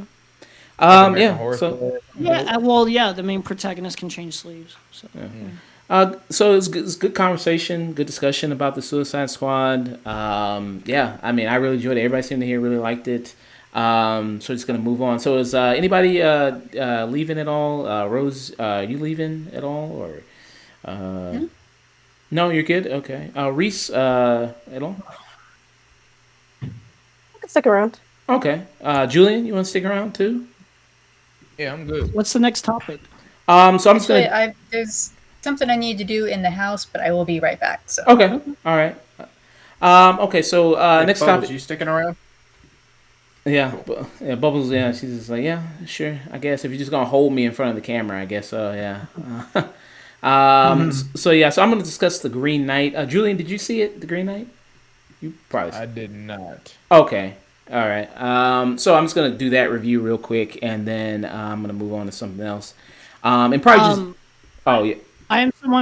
I'm someone who's interested in it. So as you're reviewing, I might ask you a question or two of like what your thoughts on blah blah blah, because like I'm kind of interested in seeing it. So Okay. So okay, we'll do that then. And then after that, we could do news after that. That probably get more people involved because I don't know how many people here have seen Ted Lasso. Has anybody here ever seen Ted Lasso before? my parents are watching that, and they're like telling me you need to watch this, and they're a bunch of goody two shoes. So if they're watching it and they're having a blast with it, I'm sure there's something to it. Okay. All right. So after this Green Knight review, I'll go into news and we'll go over that, and then we'll go to Ted Lasso last. Okay. So next film we're going to discuss is The Green Knight. The Green Knight is directed by David Lowery. It is based off of the Arthurian poem titled of the same name, The Green Knight. So here it stars Dev Patel. And Dev Patel in this plays Gawain, who is a knight of King Arthur's Round Table. He's actually King Arthur's nephew. So a lot of nepotism going on in that situation here. It's like, hey, it's kind of, the nephew of King Arthur, so I got to kind of treat him nice. And he kind of gets a lot of kind of special privileges because of it. Here it tells the story of the Green Knight, which, if anybody hasn't read the poem before, it's all about this story of this Green Knight figure coming to King Arthur's round table, basically presenting a deal. And that deal is, if we engage in battle, and if you strike me, then I'm allowed to return that strike with whatever you do to me. So, whatever strike you put upon me, I'm able to put back onto you a year later. So, everybody here, when he comes to the table, everybody's having a nice time eating, drinking, and then here comes the Green Knight, basically just kind of storming in. And then he challenges, the people, especially King Arthur. King Arthur, he kind of does that thing. It's like, well, I would, but I'm older now. I'm not really about that life anymore. He kind of does the thing like in that live action Mulan, where Mulan's dad, like they say, like, okay, we need all the men to fight in the war, and then he just like, I'll fight in the war, and he immediately stumbles to the ground. It's like, okay, yeah, he kind of does some stuff like that. And then all the other, supposedly tough knights at the table, they're all kind of just looking around, grabbing their swords, like, yeah, I don't want that. But Dev Patel, as Gowan, he kind of steps up, and as an idiot he is, and goes like, well, I'll do it. Yeah, why not? Yeah, I'll fight this creature. Why would you, do that? No idea. Because I wonder if there was a thing where they just said, like, well, okay, what would happen if just nobody did it? I wonder what would kind of be the consequence of that. But, he does it. He delivers a blow, and then afterwards, the deal is made, and then he has to kind of travel within a year in order to go to the Green Knight, in order for that blow to be dealt back to him. Here you have other people who round out the cast. You have Sean Harris, who plays the king, who plays King Arthur. You also have Alicia Vikander, who plays a love interest for Gowan in the movie. You have Joel Edgerton as well, who plays like a fellow like lord that when Dev Patel's on his travels that he also goes to. You also have Scarlett Johansson, who plays like his mother in this, and you also have Erin Killiman, who you just saw in Falcon and the Winter Soldier. She was the villain in that. So the movie is an experience for sure. It's a gorgeous movie. The shots of it are absolutely amazing to watch. It's beautiful score, beautiful soundtrack. The music is really amazing. And while he's kind of on his travels, you see a lot of like really great things. You see kind of this kind of beautiful kind of images and the landscapes and everything like that. That is also amazing to watch. As far as kind of pulling you in, it's like I said, it's interesting to watch for sure. I definitely would want to see more films like that. I don't know if I was fully 100% into it, just as much so because of maybe it's kind of the slowness of it, the pacing of it per se. Because I remember, because after the movie was done, there was a woman that was sitting, a couple seats down from me. She got up and she was like, "This movie fucking sucks." Like she just got up and said that, after it was all done. So it's definitely not a movie that you gotta I gotta really know you in order to maybe recommend the movie. You know what I mean? In order to really kind of get you kind of into it, because it's definitely not a movie for everyone. I will say, because it did definitely made me want to go and read the poem to see, how much, they kind of brought it into it. And it definitely is a movie that you would probably need to watch 2-3 more times in order to get more of the symbolism of it, to get more of the deeper meanings behind certain things and what certain things mean. Like there's kind of that throughout this movie. So it definitely kind of made me want to go back and rewatch it again. I've only seen it once so far in theaters. I think that the story is a beautiful story. I just don't know if I was that much engaged into it. I think it's a situation that, I don't want to use the word pretentious in a way at all. I just think it's a story that is, has a lot to it. And it's just not necessarily maybe I was really all that much. It didn't really pull me in all that much 100%. But otherwise, I still think there are a lot of really great elements here. Like I said, the score is amazing. The soundtrack is amazing. Gorgeous looking movie. Great performance from Dev Patel, because it's mostly just kind of, really him going to these, different events, traveling and kind of running into all these other interesting kind of characters. And he really does a really great job leading it very well, being a very good leading man. And I was very, very, pleased to see how great he was in this movie. And also, you have Joel Edgerton, who plays the Lord in this, and he also does a great job. I mean, it's kind of different performance I've seen mostly from Joel Edgerton, which was very nice to see. I mean, it's a strong movie. I wouldn't say I'm 100% like maybe some people will say like they're just in love with it 100% and think it's the greatest thing. Won't say that, but I will say I did enjoy it, and it is, like I said, it's definitely an experience for sure. And I would want to see kind of more stuff like this. And even if I didn't love it 100%, I would still want to see Hollywood do more things like this. So I would give it a strong 7. Out of 10. Any questions? This is one of those slow burn art house kind of films, basically, like independent.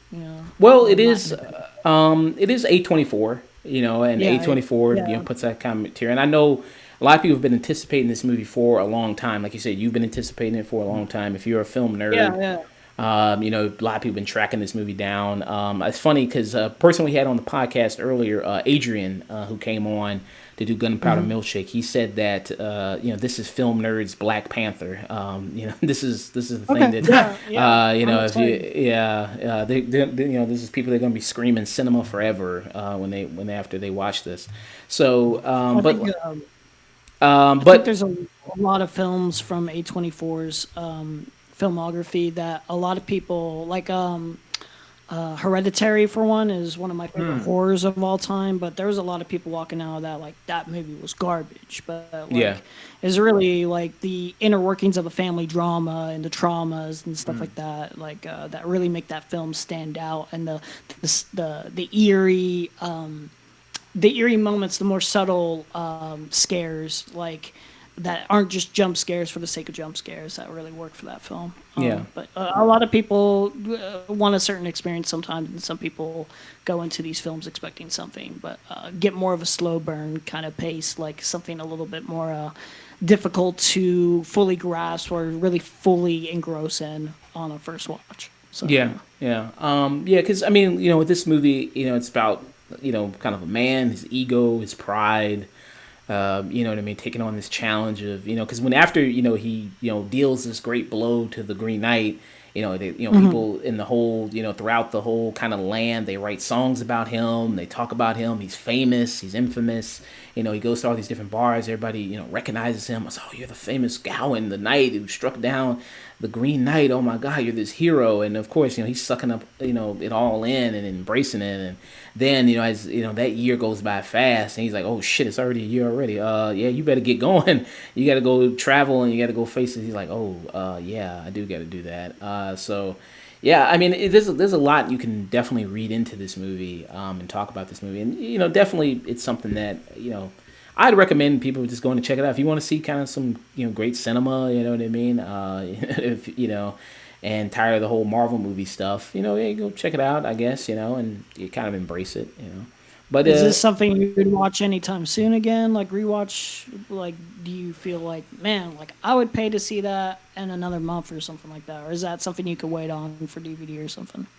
I'd much rather just go and probably wait till it's on DVD so I could just pause it and rewind it and then do that and kind of get up and do kind of like maybe go to the bathroom or something like that to really to be more engaged in it. I think I'd rather watch it at home and just pause it and kind of get certain things out. And like I said, it didn't make me want to go and read the poem of the Green Knight and go check that out, and everything like that. So, I mean, it was. I think it was kind of enjoyable. I get kind of maybe some people might not liking it, and if you don't like it, that's fine. You know what I mean? If you don't like it, again, it's not going to be everybody's cup of tea. I don't think, because I was seeing some talks about it on Twitter, and some people, kind of went like, I mean, it was not good, or I mean, I just couldn't get into it. I walked out. Like one person said, they walked out of it. It's like, okay, but I much rather, I think, have a movie that has that strong reaction, like old M. Night Shyamalan. It's like a film that is that divisive, even if you do hate it or you do love it, because it's, that movie Old is kind of split 50% kind of down the middle with some people,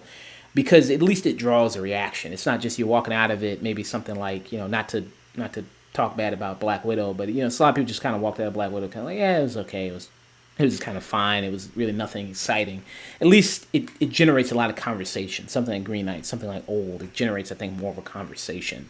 Yeah. As much as I don't personally like Batman vs Superman, I do respect it more than I respect something like Black Widow because it is so divisive. Feels it does feel like Snyder's vision. You know what I mean? It does Yeah. feel like his move. Yeah, yeah. At least it creates something. You know what I mean? Like something like Batman v Superman or something like Last Jedi. It creates a conversation about something. Yeah. So, I very much love Last Jedi, and that's a very, very divisive movie. So Yeah. I like divisive movies. You know. Yeah. Yeah. So yeah, very good. Yeah, strong 7 from me. All right. So moving on from discussing the Green Knight, we're just gonna get into some news real quick.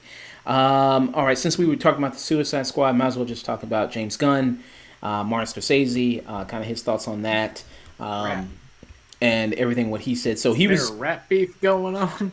Yeah. So in a recent interview, Happy, Sad, and Confused podcast, James Gunn commented on the polarizing quote Scorsese gave while promoting The Irishman, where he said that Marvel movies are not cinema. And this is a direct quote from James Gunn. He said, "I just think it seems awful cynical that he would keep coming out against Marvel, and then that is the only thing that would get him pressed for the movie." Gunn said he's creating his movie in the shadow of the Marvel movies, and so he uses that to get attention for something he wasn't getting as much as he wanted for it. But Gunn did kind of add to that statement and did say that Scorsese is one of the greatest filmmakers who ever existed, and that he agreed with some of what the legendary Oscar winner was pointing out. There was a lot of heartless, soulless spectacle films out there that don't reflect what should be happening, Gunn said. I can't tell you the amount of times I've talked to film.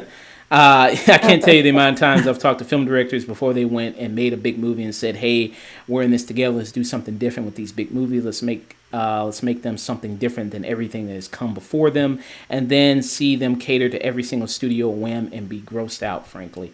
So, I think when this kind of got put out there, a lot of what kind of just ran is the headline of Gunn saying that Scorsese was jealous of the Marvel movies because his movies aren't doing as well as the Marvel movies, and that's why. Instead of it's always the other added stuff to it that probably nobody really reads into, I don't think all that much, because that seems like it was pretty much most of what people were talking about, is that Gunn was, saying that Scorsese was jealous of these movies, and that's why he was talking about it. He was just talking about the Marvel movies to get clout for his movie coming out. And you know what I mean? And I think if you read further about it, like I said, he agreed with it. So what do you guys think about what Gunn said at all? So, I think pretty much Gunn I think he nailed it. I actually saw the video interview. Some people dragged out the quote to make it feel more like an attack at Scorsese's comments, when it was really more so him he's doing that to get attention, which makes sense since it got a lot of publicity the first time. So mentioning more, you get more attention on your films. And he was like, "I personally disagree. I don't think he's seen my films or whatever, and I think there's just a disagreement on what cinema is." I think Gunn stated something similar to what I think, though, is basically there is a lot of films, especially, and even though I love the MCU, there are a lot of MCU films that feel like they lack a director's vision and a writer's vision. It feels more like an industry movie more than it actually feels like a creative movie, because it's all part of one big franchise. I feel like the biggest example of this is, while I like this movie, I even love this movie sometimes, I feel like Ant-Man, for one, would have been a 10 out of 10 movie if Edgar Wright had stayed on board the entire time and wrote and directed the entire way, and everyone was smooth sailing and he got to do his vision. Ant-Man would have been so much better if Edgar Wright had stayed on board and they didn't have creative differences, which is what they fired him for. Okay. Yeah, I feel like there's movies like that that could be so much better. So yeah, that's my general thoughts. Reese, what do you think? I think it depends on what you consider to be cinema. Does a certain movie constitute being cinema if it's more pretentious or if it's more story based, or like what are the criteria that would make one movie considered cinema over another one. And if it's a matter of, oh, a blockbuster and a franchise, that's not cinema because it lacks character development or what have you. I think that's really subjective, and I think Scorsese kind of teeters on the whole okay boomer type of sentiment, because it's like he grew up in a certain generation, and for him he had a lot of what we consider classics come out within his lifetime, and then now he's seeing a change in what's popular and what's considered good, I guess. And I think for him it's hard to kind of look at those movies and have the same level of respect as he would for something like, let's say, Casablanca or Citizen Kane, that sort of thing. So I don't know. I think in general, I don't really agree with what Scorsese's saying, but I get it. He's pretty and as far much going full Grandpa Simpson on this one. Yeah. And then as far as what James Gunn is saying, I think he's just trying to consider that middle ground and be like, hey, you know what? There needs to be nuance in this conversation. There's a reason why Marvel movies are popular. There's a reason why people love those movies so much. And there's still a lot of work and heart and, good writing and everything that goes into those. So I don't think those should be disqualified just because they're not necessarily considered like high art. Okay. Rose, what about it? No. Regarding the whole like Martin Scorsese and because we so you just kind of I think missed a little bit. So it was the whole thing with James Gunn. He was coming in and somebody, he was on a podcast, he was talking, and then sometimes what happens when you're on a podcast, people clip things, you know what I mean, and kind of majority of what he said about Martin Scorsese talking about Marvel movies is that he was thinking that Martin Scorsese was talking about Marvel movies to basically get attention for his movie at the time, The Irishman, that was coming out. And then but he James Gunn, when further added to that and said like, well, I still think Martin Scorsese is the greatest filmmaker ever to live, and I still think that he's amazing what he does. And he did agree with Scorsese on some of the points he made about filmmakers and these big movies and how they kind of get swallowed and how their vision kind of gets swallowed up. So just kind of your thoughts about that and what Gunn said is good. Yeah, I mean, I think Gunn is well within his rights to kind of have that position on it. I think that Scorsese is being kind of a baby about it. I mean, not everybody likes the Marvel movies, and that's okay. And I say that as a big fan of the Marvel movies. But anytime anyone of note throughout history who has ever tried to downplay this very popular and or upcoming thing, famously the guy that was like, television, that'll never work. Okay. But it's kind of in the same vein of, these things are popular, therefore it's bad. You guys just don't know what real insert art form here is. And it's just, shut up. Just let people enjoy things. There's a room for fancy movies and there's a room for Marvel movies. They don't have to be the same thing, and that's okay. So I think Martin Scorsese needs to just sit down and keep making really good movies. Julian, what about you? What do you think? I don't have too much of my thoughts on it because I don't really know exactly what's, what I'm saying? Like, I don't really know much about Mark Scorsese. Is that his name? Jesus Christ. Scorsese. I don't know what I said. Martin Scorsese. All right, turn off your microphone. One of the greatest, one of the greatest filmmakers of all time. Don't know Martin Scorsese. You call yours critic. But because I know he's done what? The Irishman, right? Right. And then he's done what's the movie I'm thinking about? Have you ever seen Goodfellas? No, we were supposed to see that a while back. We never Go watch Goodfellas. It's so good. Yeah, we were supposed to go see that. What's it called? With the free movies. The Wolf of Wall Street. Have you seen that? No. God, jeez, No, people. that's I did not notice. Your microphone. This man. I did not know. Right, People in the telling chat. everybody you know. Boo this man. I have. And I know a lot of the people you know. I'm telling every single one of them. Jesus I Christ. think I just recently started watching. Go ahead. You about to say something? So I'm gonna share a quote from one of the greatest directors of all time. This is one of the realest quotes I've ever heard. He directed There Will Be Blood, one of the greatest films of all time. Paul Thomas Anderson. Here's his quote on how he feels about people's criticisms of blockbuster films, Marvel movies. He says, "That's such a fucking cocktail." I can't remember a year in recent memory where there were less complaints about the quality of movies. What's wrong with superhero movies? I don't know. You're talking to someone that enjoys watching these films. People need to get a life if they're having that discussion. Those movies get a bad rap. This man is one of the greatest directors of all time, like on Scorsese level of good quality at least. Come on. Yeah. Come on. If that man's saying who cares? Like then we. I mean, Bravo. I mean, Paul Paul. Thomas I mean, Anderson. I mean, Paul Thomas Anderson. I mean, he's no Tommy Wiseau, but I guess he's okay. Nick, what about you? What are your thoughts, Nick? I mean, gut reaction, I think Scorsese is a little bit on that old man yelling at the sky. And I think Gunn is trying to be a little more diplomatic. It's like he is absolutely right. There are a lot more summer blockbusters where you get these like fresh young indie voices and they get chewed up and shit out by the studio system, and you get a movie that could really just be directed by anybody. We get plenty of blockbusters and even superhero movies that are like that. I mean, look at what Sony did with the Amazing Spider-Man movie. Do I have to? Just a hypothetical case. You know but what? he's also right. Occasionally, sometimes especially with Marvel and just with what James Gunn's done with DC, he's made 2 movies that are no question. These are his vision. So I'd say it's all case by case basis.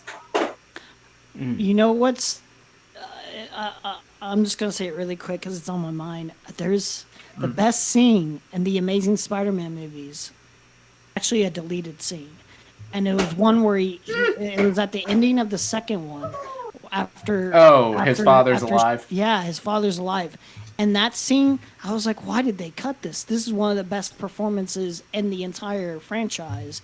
And Nobody cares about Peter Parker's it was such a good scene. I loved it. I was like, why Nobody cares about the Parker ultimatum or the Parker identity. So good. The only good part about the Amazing Spider-Man movies is the opening of the second one, and it's a really good Spider-Man short film.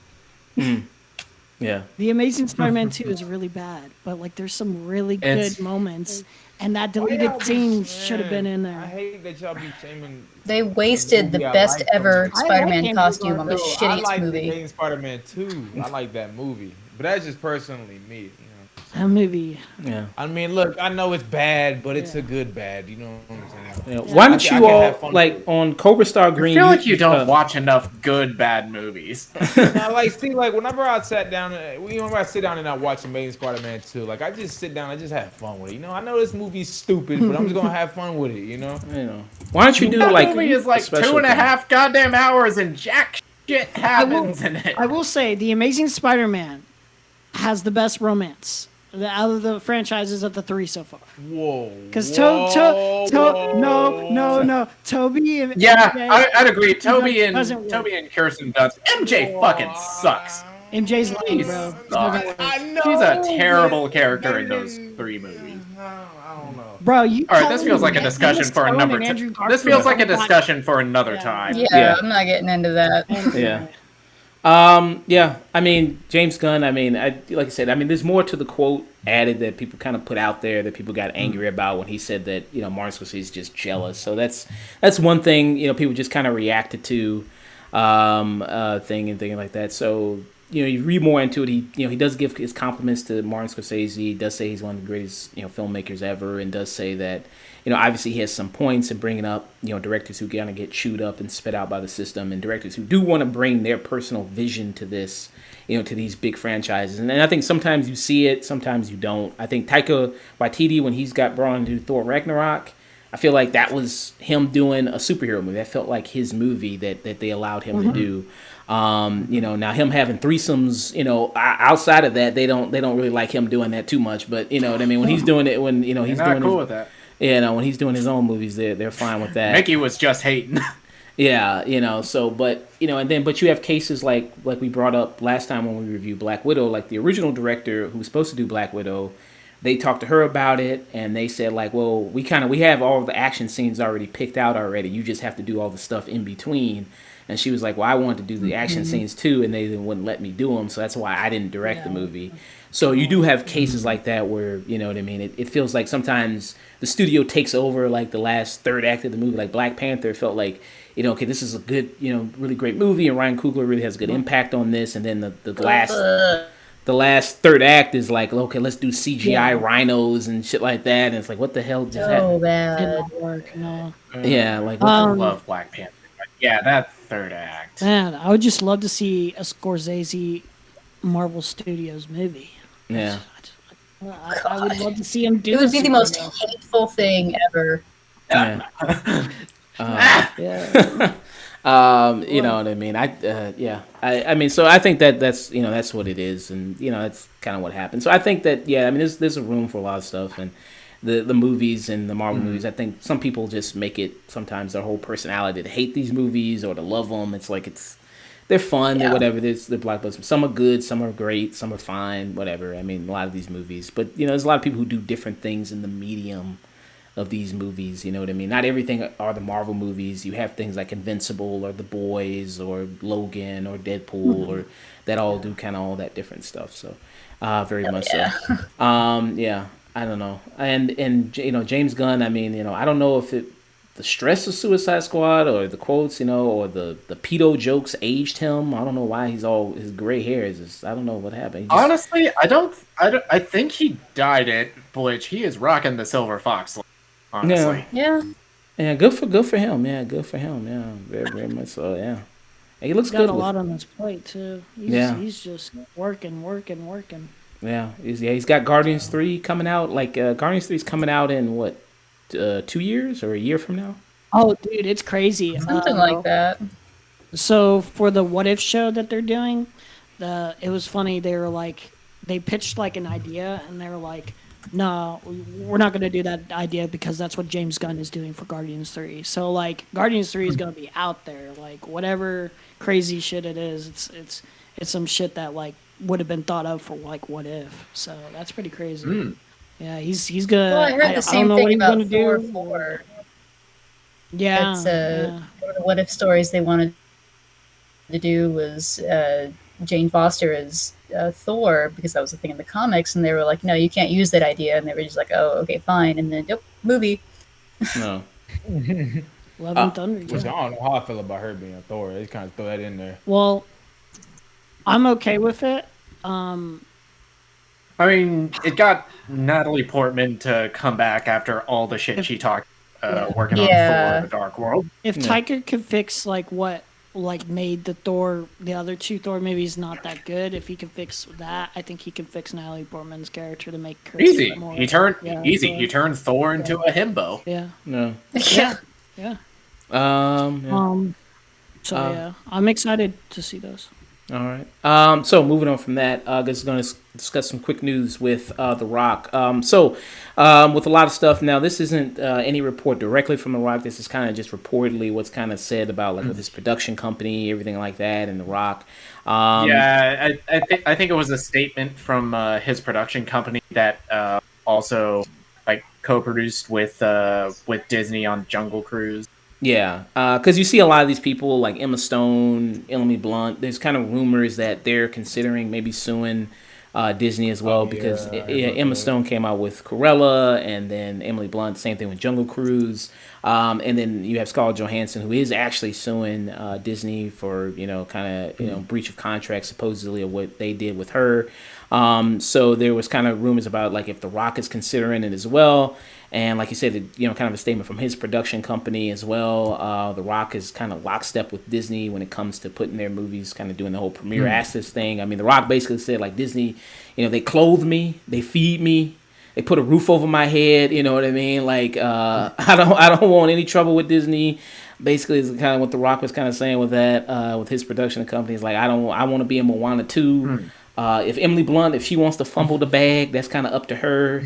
But I'm not, so I'm good. I'm not messing with this. Let's take this like Scarlett Johansson lawsuit like to its most logical conclusion. Whether or not she wins the case, whether or not she loses, what is the likelihood that she ever works for Disney again? She probably want to do her home Yeah, thing. That's why you sue him now. Yeah, but she knows that she's kind of done with Disney's, kind of got nothing left to. The Rock is one of the busiest men in Hollywood. At any given time, he's got like 5 or 6 different projects in the works. And Disney is probably one of the most prolific movie studios out there. And I think with The Rock, it's a case of not biting the hand that feeds. I feel like there's no loss if he had decided. If there was something genuinely up with his contract, I think it's just that his contract was good and he wasn't. He was like, "I'm eating, I'm good. I don't really care." I don't think he had an issue with his contract. So, because I think if there's a genuine issue, there's no loss. Also, the big thing that we're forgetting is a couple months ago, The Rock and his entire family, they actually got COVID. Yeah. So I feel like he's like a little more receptive to the business model of releasing it in streaming. Oh, I didn't know. His family. I genuinely just feel like his contract was good and like he didn't have an issue with it. So you can't screw over The Rock, bro. That's hard. I think I know. A, I don't think he screwed him over. I think he was just happy with his contract. I'm saying, but like for Disney, it'd be hard to screw I know. over Rock. That's what I'm saying is like if he genuinely had a problem with his contract, I don't think he would have a problem, especially now since like there's 3 other people involved saying, "Hey, I got a problem with this." If he really had an issue with his contract, I think he would say something. I don't think he would care. Because he's like, they would probably need me. I can get other work with other studios. Yeah. He's Dwayne Johnson. And it's also a case of, he's got like 5 other like tentpole blockbusters in the works right now. So Jungle Cruise is kind of like, whatever. Yeah. Rose, what about you? What do you think? Maybe he just doesn't want to rock the boat. Oh, wow. Oh my God. Wow. Somehow that wasn't even as bad as the dad jokes in Jungle. What do you say, Rose? I'm sorry. What do you say? He strikes me as kind of like a people pleaser type, and he's committed to his super friendly, super approachable, everybody likes me, I'm inoffensive kind of persona that he's put on. So even if he wanted to sue Disney, kind of going off what you said earlier, is that unlike Scarlett Johansson, who pretty much has nothing left to lose in regards to her relationship with Disney, he definitely does. And so I think he would be more willing to just kind of toe the line and be like, well, it's a thing, it's all right, I understand the circumstances, whatever. But the ladies who are considering it, they're not beholden to Disney in any way, so I can see them doing it over him.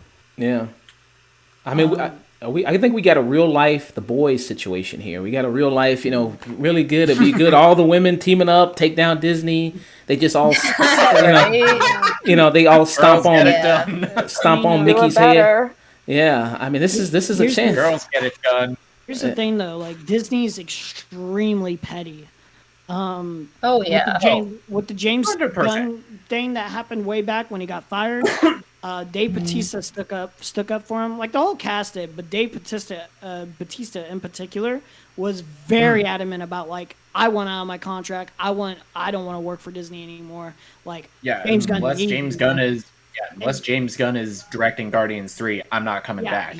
And one of the most recent things that I actually saw was somebody asked him, they're like, why did you not voice anyone on What If? And he was like, they didn't ask me. And then like James Gunn responded with like, what? Like he was surprised. Like they didn't ask him to like even do a voice when they very well could have for What Now If. I understand why they don't get Tom Holland. Disney's because that's expensive. Disney's extremely petty. The only reason I bet they even have him like for the next Volume 3 is because he's on contract and stuff like that. And it's like we gotta make that. I think after Volume 3, like even if they made another Guardians movie, they would not have Drax back. They would not. Yeah, have they're Dave probably going to Bautista end up killing him off in this third they one. will. That's what I think they're going to do. Well, they'll do something where it's like, yeah, they're not going to have him back. Disney's petty, very petty. Because he was like the breakout star. Yeah, Disney's petty. I don't think Marvel Studios is as Marvel Studios is not petty. The first one. Yeah, I think Kevin they're Feige. not. Yeah, Kevin Feige. I think he's the guy that like sticks up for his people. Yeah. Like with Batista was a huge part of getting Gunn back. I think Kevin Feige was just as big a piece. Yeah, pretty much. Yeah, I couldn't see a Guardians of the Galaxy movie without James Gunn. Yeah, no. I can't. To me, I was thinking to myself too. I was like, if they made a Volume 3 without James Gunn, I'm not watching it. Yeah. I'd still watch it, but I wouldn't. It would be the same enjoyment. I'm pirating that motherfucker. Reese, what do you think about rocking the boat? What do you think about that, Reese? I apologize for that. Can you smell? Stop it. Get some help. I feel like The Rock, he knows he's not the best actor in the world. He knows he has it really good, and he's not going to jeopardize that. So I think that's probably where he's coming from on all this. What is he, the highest paid actor in the world, I think? I believe he's the highest paid. 100%. Yes. Yeah. So for him, he's like, you know what? There's people who are leaps and bounds more talented than I am. I really get by on my charisma. I get by because I have that presence, and I'm not going to mess that up. There's no one fulfilling that like big bulk physique. There's no one filling that like representation. Like he's good. He's cleared. Like he's got it going. Like smooth sailing. Yeah. Yeah. I don't blame him really, because it's like, what if you're satisfied with your contract, especially if you feel like you've been good, like it's like whatever. Like I can just coast on some more Disney movies and all that. Yeah. So yeah, I mean, very much so. Like I said, I mean, The Rock isn't trying to do anything too much to cause any rift. Like you said, like he is kind of a people pleaser in that sense. He's not going to do much anything to ruffle any feathers. And he's also kind of preparing, like he wants to kind of maybe do a Jungle Cruise 2. I mean, that movie seemed like it's successful, so Jungle Cruise, and a lot of people good reaction to that. Moana 2. Didn't the first Moana made like $1 billion, didn't it? Or no? Oh, made a lot. It was like one of the top grossing movies that year it came out. I want to say, I don't know if it made $1 billion. No, I don't think it made $1 billion, but it made a lot of money. It made a whole lot of money. So definitely, they're probably like, if case they want to do back a Moana 2, that's a huge payday for him to come back and do Moana. So so there's lots of stuff that he can still be involved with Disney with as of yet. So so very much so. So to talk about the whole kind of suing thing. So we have Scarlett Johansson here. So to do more about the case and to really see if she has a case or not. So we have kind of article here by the Hollywood Reporter talking about Scarlett Johansson, who actually has her complaint linked in the Hollywood Reporter article here. So it just talks about how, like, in her complaint, Johansson bases her theory of a breach deal on a contract that states if producer in its sole assertion determines to release the picture, then such release shall be wide theatrical release of the picture, i.e. no less than 1,500 screens. According to the suit filed by the actress at the time of the agreement was entered, it was well understood by the parties and Disney that a theatrical release referred to as an exclusive release in theaters for an extended period of time that was roughly 90 to 120 days, with the exception of certain less valuable direct-to-video releases.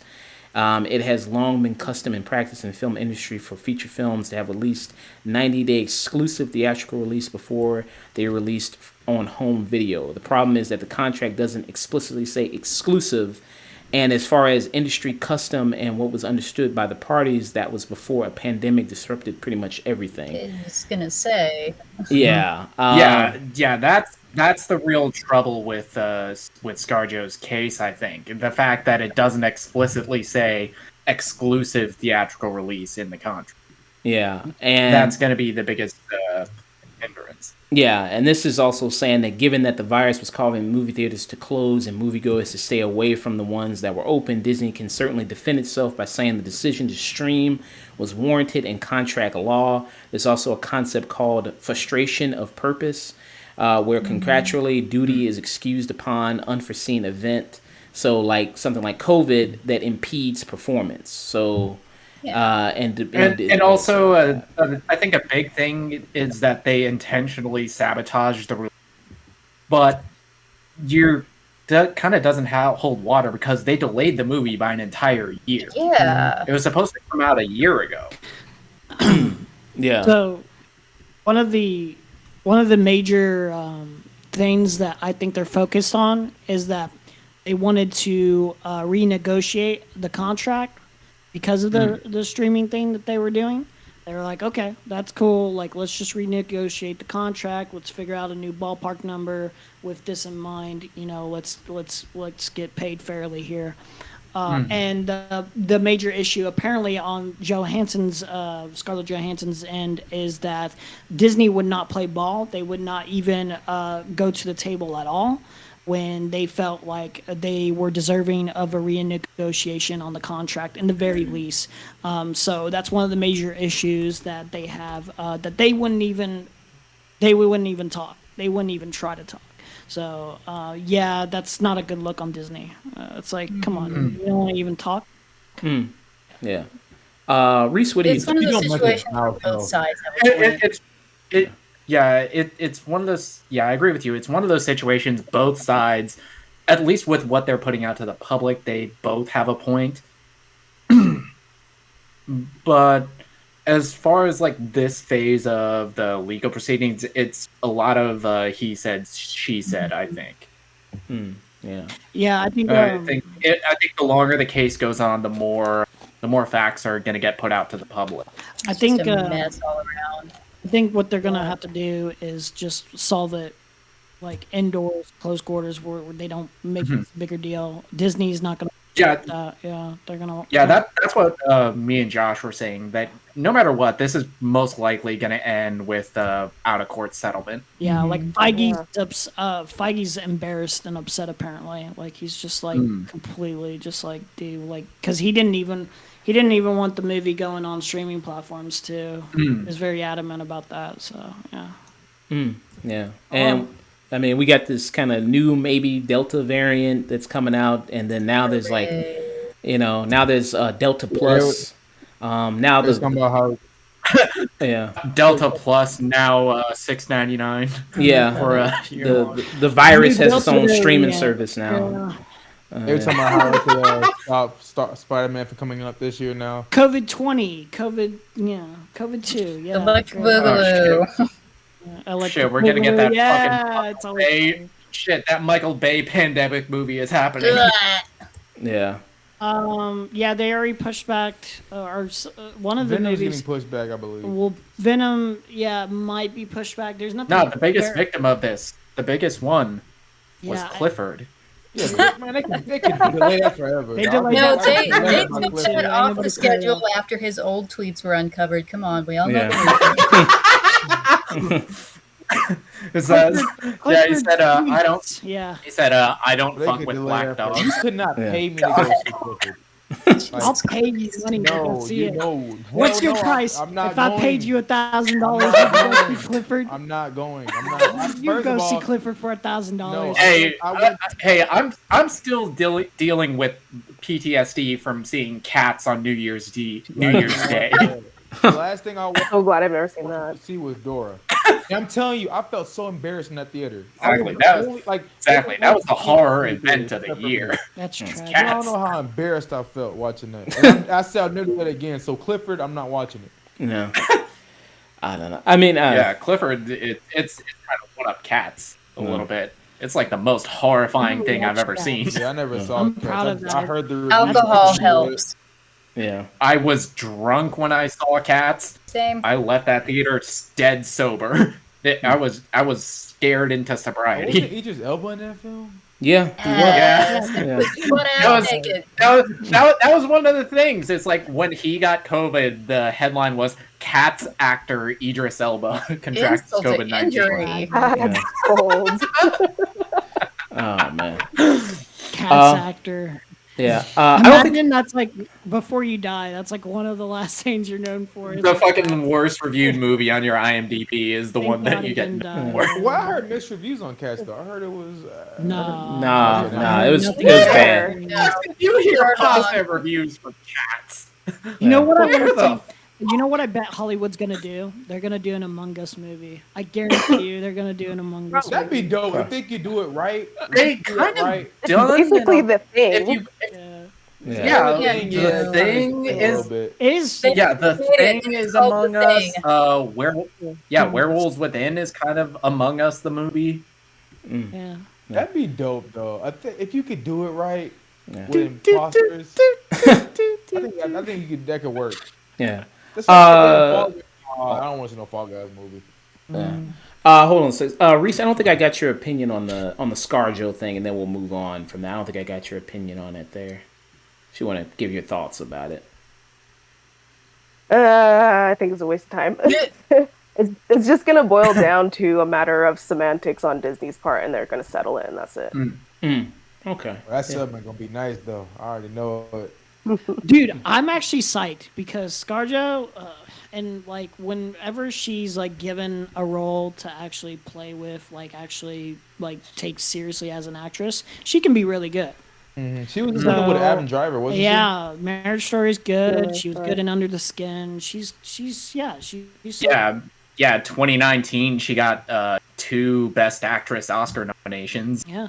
in the same year. I think she's kind of obnoxious in person, but she is Oh, a very yeah, talented actress. I will say that. Why do For you think? sure, yeah. Why do you think she's obnoxious in person? She just had some like kind of takes on things, or her responses to valid criticism over various things in the past couple of years has just been kind of in the territory of, oh, I'm sorry you felt that way, and it's just like you're not really paying attention though. Yeah, oh yeah, that's I've good. forgiven her for Ghost in the Shell. Yeah. Hey, don't be hating on one of our Asian. Yeah, her and Emma Stone are the greatest Asian American actresses of our time. Yeah, that's why we should be. Yes, absolutely. We should be rooting more for people of color to take down Disney. Her and Emma Stone, and so that's why we should be rooting more. But seriously, like in the Marvel movies, like the best she ever was, and like I liked her character generally, but the best performances she ever gave, and the more I felt for her character was in Endgame. So Yeah. yeah, like just the scene of her breaking down crying too, I was like, oh, I feel like really fucking bad for you. Yeah, that was great. Yeah, I thought she can do well if you give her that. Yeah. Yeah. She's a very talented actress. Yeah. She can play, black. She can play Asian. She can play a tree. She can, What are you talking about? Yeah. Yeah, no. She is She's talking about. She is Asian. Sorry, I can play King Shark. Yeah. Yeah, you know what I mean. No CGI required. She is. She is every. She can literally shapeshift into a shark. Yeah, It's like I sent that thing to you. Christian Bale's was caught on set of Thor: Love and Thunder. He actually traveled to different dimensions to murder a bunch of deities to prepare for the role. True. Yeah. It's just commitment on Christian Bale's He was part. good in that one movie. He's very committed. Damn, I saw it in Austin. What was it called? She was the mother. Marriage Story? Jojo Rabbit? With Hitler. Oh, Jojo Jojo Rabbit. Rabbit. I haven't seen that. Oh, it's good. Don't read anything about it. That movie's Watch it. incredible. But I like Read nothing, just go in cold. No. Watch it cold. I've seen a trailer and that's it. Yeah. Yeah. I haven't All right. Watch So. no more trailers. Yeah. Watch the movie. Alright. it's a good movie. I had to go there. So, final just news topic real quick. Just gonna talk about the Venom 2 trailer here. We got the second trailer that was out for Oh Venom. no. Just to talk about that. Just to go around. Pro. They fixed that Sideshow Bob ass wig that they. Yes. Got Ronald McDonald out of here. So has Sideshow Bob out of here. so everybody here that everybody's seen the trailer, Woody right? Harrelson's no longer trying to kill Bart Simpson. Yeah. I've seen it. Okay, you're seeing it. I think I've seen part of it. Okay. Yeah. I really hope. I really like this trailer. I think Woody Harrelson. I was not happy with his casting at first. I like Woody Harrelson, but I was like, as Carnage, I don't really buy that. But when I watched this trailer, I was like, I can see why they cast him for this role, and I am hoping for, in the very least, like I got with Venom, the first one, kind of just like a goofy, dumb movie, but just a little bit better than the first one. Like I'm hoping for a little bit more than that. Like especially with Carnage, please really do justice with I heard they're gonna Carnage. try to connect Carnage to like, the MCU. Everything that worked about the first Venom were all of the weird choices that Tom Hardy decided to do and make it a rom-com with him and Venom. If you look at it like that, then Venom kind of works. I think it's like hindered by the fact that Ruben Fleischer as a director is kind of a one-hit wonder, in my opinion. It's kind of And I like that you're getting a guy who's I would say a better director, a guy with like more of a distinct voice with Andy Serkis. Yeah. Rose, what did you think about the trailer? I didn't watch it. Oh, okay. I am not interested in the slightest. I hated the first one. I don't want to see a Spider-Man less Venom movie. I don't give a shit. I don't have an opinion on it. I was one of the people that like actually enjoyed the first movie. Like I really I've tried to rewatch Venom since, and So what? They does. Javon Good just commented. So what? They some type of symbiote squad. It's the first Venom. The first Venom reminds me of like a original Spider-Man movie, but like a little bit worse. Like Spider-Man 3, but a little bit worse. Yeah, the first Venom, it's the greatest superhero movie from 2005. Even down to having Eminem on the soundtrack. Yeah, it's like I was watching it, I was like, it's kind of nice to feel like I'm like in the past. Like this feels like a movie that would have been made in the past. But at the same time, this feels like it should have come out right after Daredevil. The only nice thing I have to say about that movie is they got the look of Venom right. He's big and hulking and slimy looking, and good job. Everything else, keep it. Reese, what did you think about the trailer? Did you see the trailer? Oh, I think Venom is cinema. That's what I think.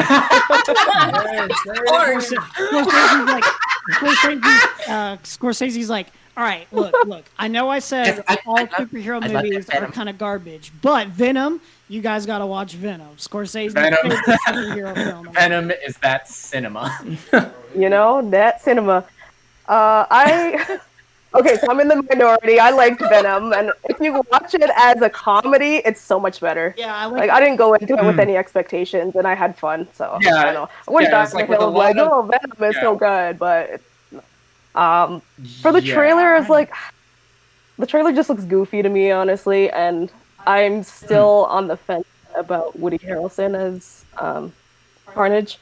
I personally would have liked someone like a Jackie Earle. I was gonna say, if you're gonna have anybody play Carnage, why the hell is it not him? So good. Oh my god. Yeah. Oh my god. Yeah. Like this opportunity, this could have turned this whole thing around. But I mean, they want to be trash, so it's cool. Shit, Reese. Well, thanks for that. Yeah, fuck this movie. Seriously, I was about to say.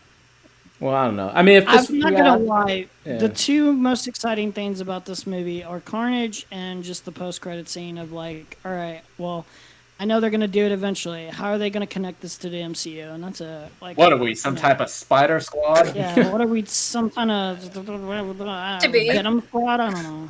What are we? The Arachnid Avengers? No, this is Shriek. She's got my back. What if? I'm just saying, like, they land both of them. I don't know, maybe. I feel like with the first Venom, all of the marketing for that, it led you to think that this is going to be some like dark, edgy superhero movie. This is gonna be some hard, edgy stuff.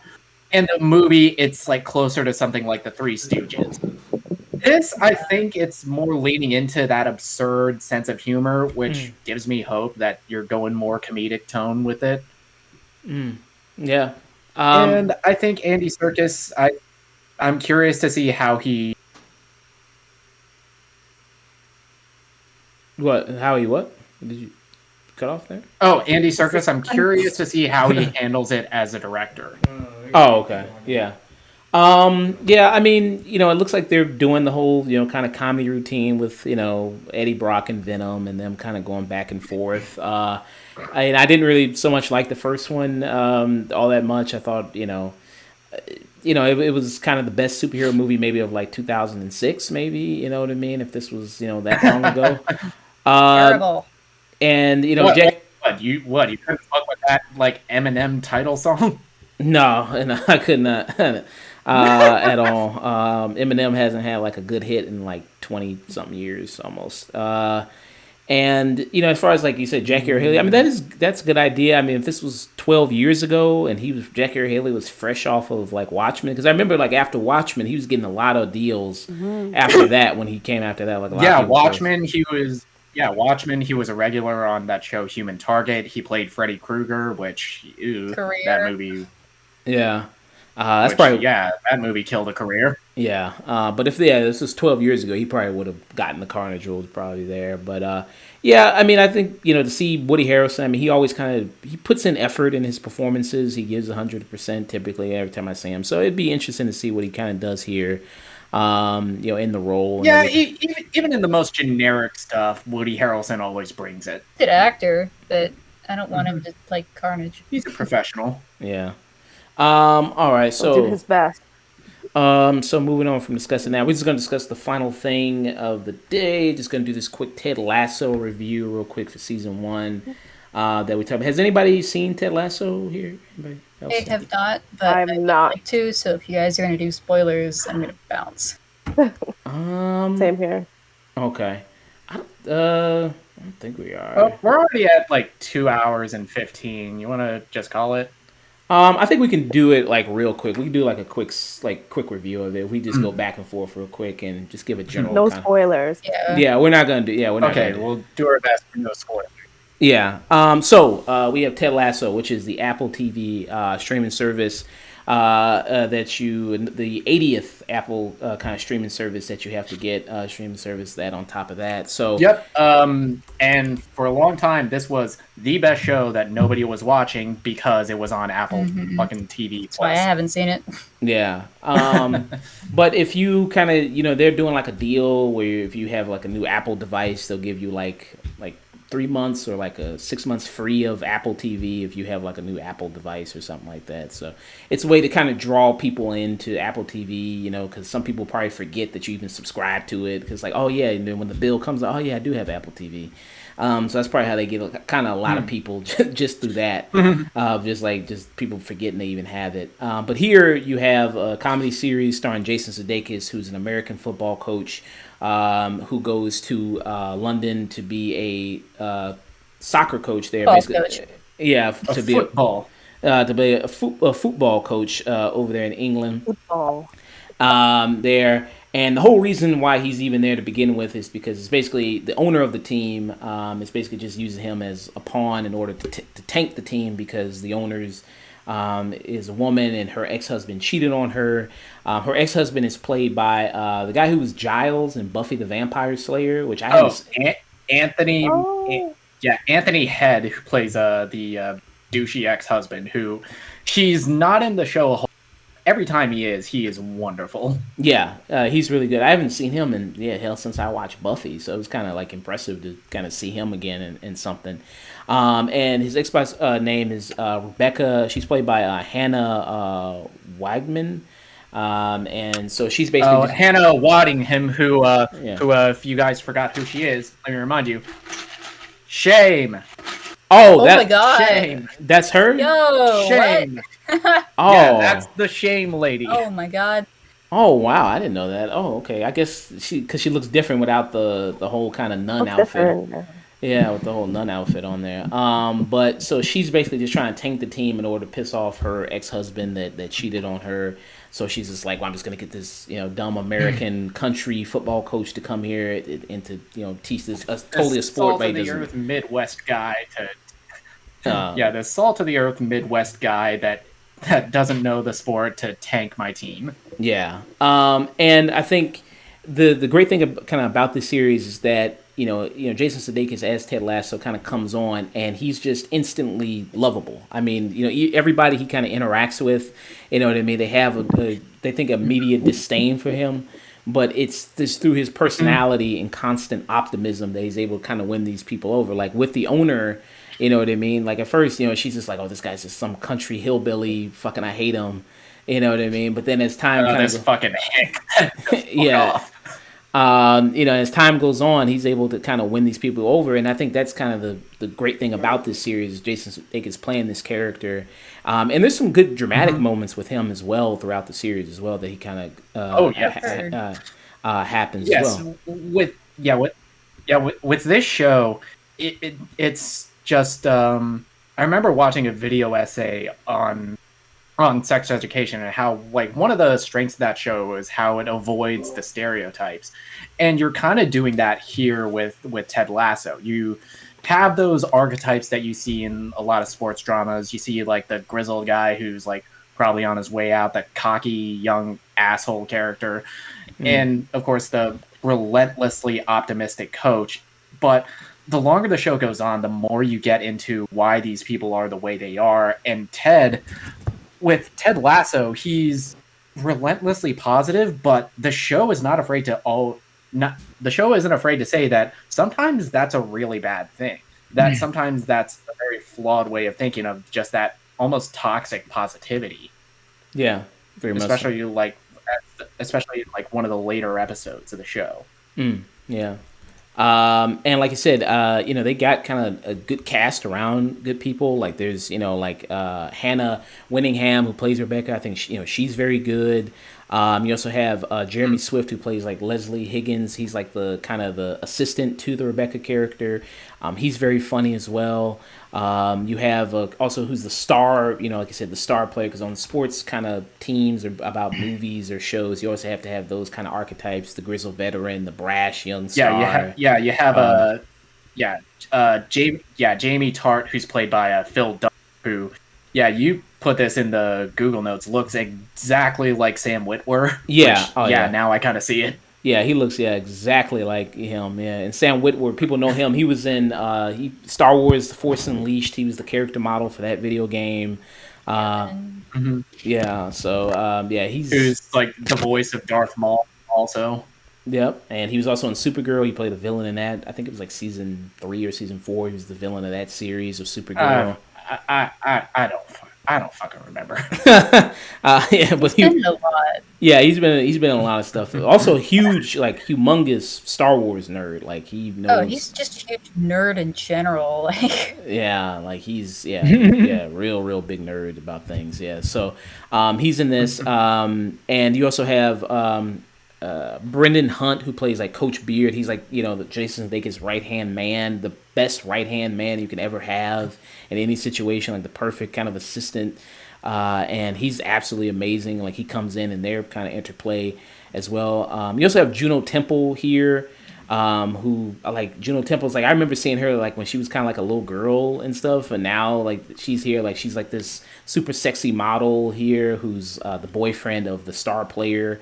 Because I remember seeing her like when she was in Dark Knight Rises, when she was in Killer Joe. And like she was kind of like a little girl in this, and then now she's kind of like this supermodel here. So it's kind of crazy. Yeah, and speaking of and all these like characters, they are types, but they become more as the show goes on. Like you initially see Juno Temple, you think, oh yeah, she's just this like ditzy like supermodel, and there's a lot more to her character. She is deceptively smart. Yeah, very, very so. Yeah, deceptively smart, and has a lot to say about things, and is very smart about she's all about brands and knows how to market herself and market other people, and she plays a very big role kind of in the series as it goes on and helping the team. And him being Jason Sudeikis being a coach of this town, especially being a town that loves its football, England town. Thank God he's not. Thank the God. UK, they love football. Yeah, I mean, thank God he's not black, because they'd be throwing a lot worse insults at him for sure. You know what I mean? So that's a blessing in the series there. So, but he's even able to kind of kind of somewhat win some of the people in the town over, even though the team is terrible. He's just because he's so used to it being a coach and people just yelling at him for a team being bad. Like, he's just kind of used to it, and just eventually just waiting for it to kind of swing. He's just a character that no matter how much shit you talk to, he is just always going to be positive, and it just wears you down. Like, one of the best episodes is the third one, where he's followed around by this snooty and by the end of it, he just wears him down. It's like, I know that he's probably going to fail at this, but I'm not going to gloat when it happens. Yeah, very and nice. It's like a really beautiful, touching moment. Yeah, I mean, he just he's got that power. It just kind of makes you realize kind of one of those things about people. It's just like, if you kind of are a great person on the inside, it transfers to the outside, and it is kind of just an infectious thing. Me, I'm dead inside, so I have no ability to do that. But same. This show makes me want to be a better person. Yeah, you know what I mean. But it's a nice, funny show. It's not something that I think Emery, he was saying that his parents watched the show, and I think that's what I mean. It's like kind of enjoyable like that. Emery, what were your parents kind of saying about the show, and what did they like? They are pretty. They're pretty strict with what they watch nowadays, and they're telling me this is just wholesome, enjoyable comedy. We love this. Yeah. We highly recommend it to you. They just love it. Like, anytime I'd come over and just talk about film or TV, they would recommend me some things when they're like, "Yeah, we just been watching Ted Lasso. We just love the show. It's so cute and wholesome." And I was like, all right. But they were more adamant than usual about a TV show or anything.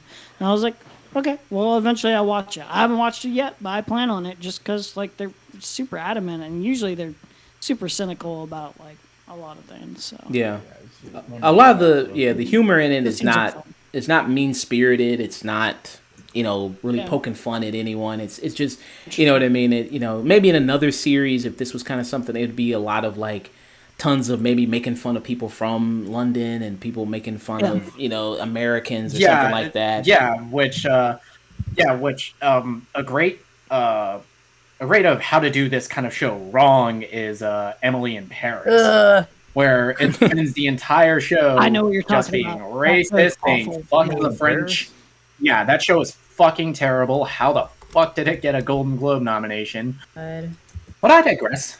I think I think everything I've seen Jason Sudeikis in, he's just he's really good. He just freaks out a wholesome persona. He's wonderful. Even in some of the shows where his character is probably not morally that great, but he just springs it out. Yeah. One of my favorite episodes. Have you seen Colossal? An underrated. Who's in Colossal? He's in Colossal. And it's 100% against this type. An underrated episode of It's Always Sunny is one where Jason Sudeikis is in, and it was the gang. They find him again, someone they used to hang out with, and they all just hang out with him, and he's just kind of he's nice, he's wholesome, he's goofy, he's charming, he's likable. The rest of the gang is not likable, and then fucks him up. They spend the day with him, and they're there's something off about you. It's basically you're too likable. You're too not like us. Yeah. And that's kind of the running joke. And he's just he's a great persona, I think. Yeah, absolutely. I mean, he carries well.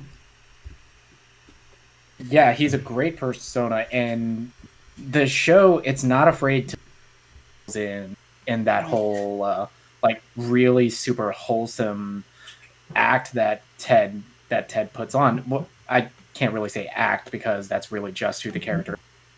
Wrong thing to say, but it's not afraid to deal with the flaws of being that kind of overly optimistic person is. Yeah, he's great in Horrible Bosses also. Yeah. Well, in Horrible Boss, well, it seems like in Horrible Boss, he's kind of more like a player in that movie, more like very much like, kind of like ladies' man in that movie. Yeah, and this one, and this one, not so much. This one, he's a straight, kind of corny, kind of wholesome kind of guy. And a lot of the humor of it, like something I could maybe compare it to is like something like the latest Bill and Ted movie, where where that humor, it wasn't trying to like really be mean spirited or be vulgar or anything like that. It just was trying to be funny, but not really just particularly poking fun at anybody or anything. Just kind of just telling a nice, sweet story of being just kind of funny. Yeah, it's a show whose comedy relies on laughing with you and not laughing at anybody. Yeah, that sounds nice. Yeah, so it's definitely something, what I mean, you could really watch with your parents and enjoy and have fun with, and a lot of kind of good characters in it, and very nice kind of laughable moments in it. So yeah, I enjoyed it a lot, enjoyed it watching it, and season 2 is out right now, if you want to check it out. And it just aired its third episode of season 2, which is one of my criticisms. I think the show is best as a binge, especially with the first season only being 10 half-hour episodes. It's a really quick binge. Every episode builds on each other really well. It's not a show that is really built to be a week-to-week viewing. Yeah, okay. I think so. Yeah. I'm gonna head out. It was awesome to be on this podcast with you guys. Thank you, man. Night. Yeah. All right. And just to give also the Good Place is really good too. Oh yeah. Maybe that thing you're talking about later. Okay, so just to give a final rating for it, I give it a strong 8, maybe like 9 out of 10 for me. Really great series. What about you, Nick? I absolutely adored this series. This was one of my greatest discoveries. I give this, and I can't really say why without going into spoilers. Okay, all right. Well, let's get out of here. Thank you guys for joining us. This was awesome. Thank you guys for staying so much. So, I know it's late. It's almost almost midnight and everything like that. So I'm just gonna go around. Friday. Yeah, Friday. Okay, That's my Saturday morning. I got this poke bowl that's been sitting in front of me. Yeah. So I'm just gonna go around and just ask everybody again, pimp your links and your stuff like that. So Rose, just one more time, let people can listen to your reviews and where people can find you, all that stuff. Yeah, I make movie reviews and sometimes TV for oneofus.net, and like Reese, I am also at the Double Toasted fan page as an admin. So see you there. Yep. Very nice site, oneofus.com, reviewing basically everything you can name. Movies. .net. .net. Yeah, sorry about that. Shows, movies, documentaries, all that good stuff. Yeah, very, very great stuff. Reese, what about you? Yeah, I'm making art on Instagram. My handle is @RisaLuna, and I'm in the Double Toasted fan page as a mod. So come hang out. Yeah, Reese Luna, got your page pulled up here on Instagram. Very beautiful artwork. Commissions are currently closed right now. Sorry, people, you cannot badger her about doing commissions. Do you get that often? Like, because you can draw, do people say like, hey, draw me something? Do you get that a lot? All the time. Yeah.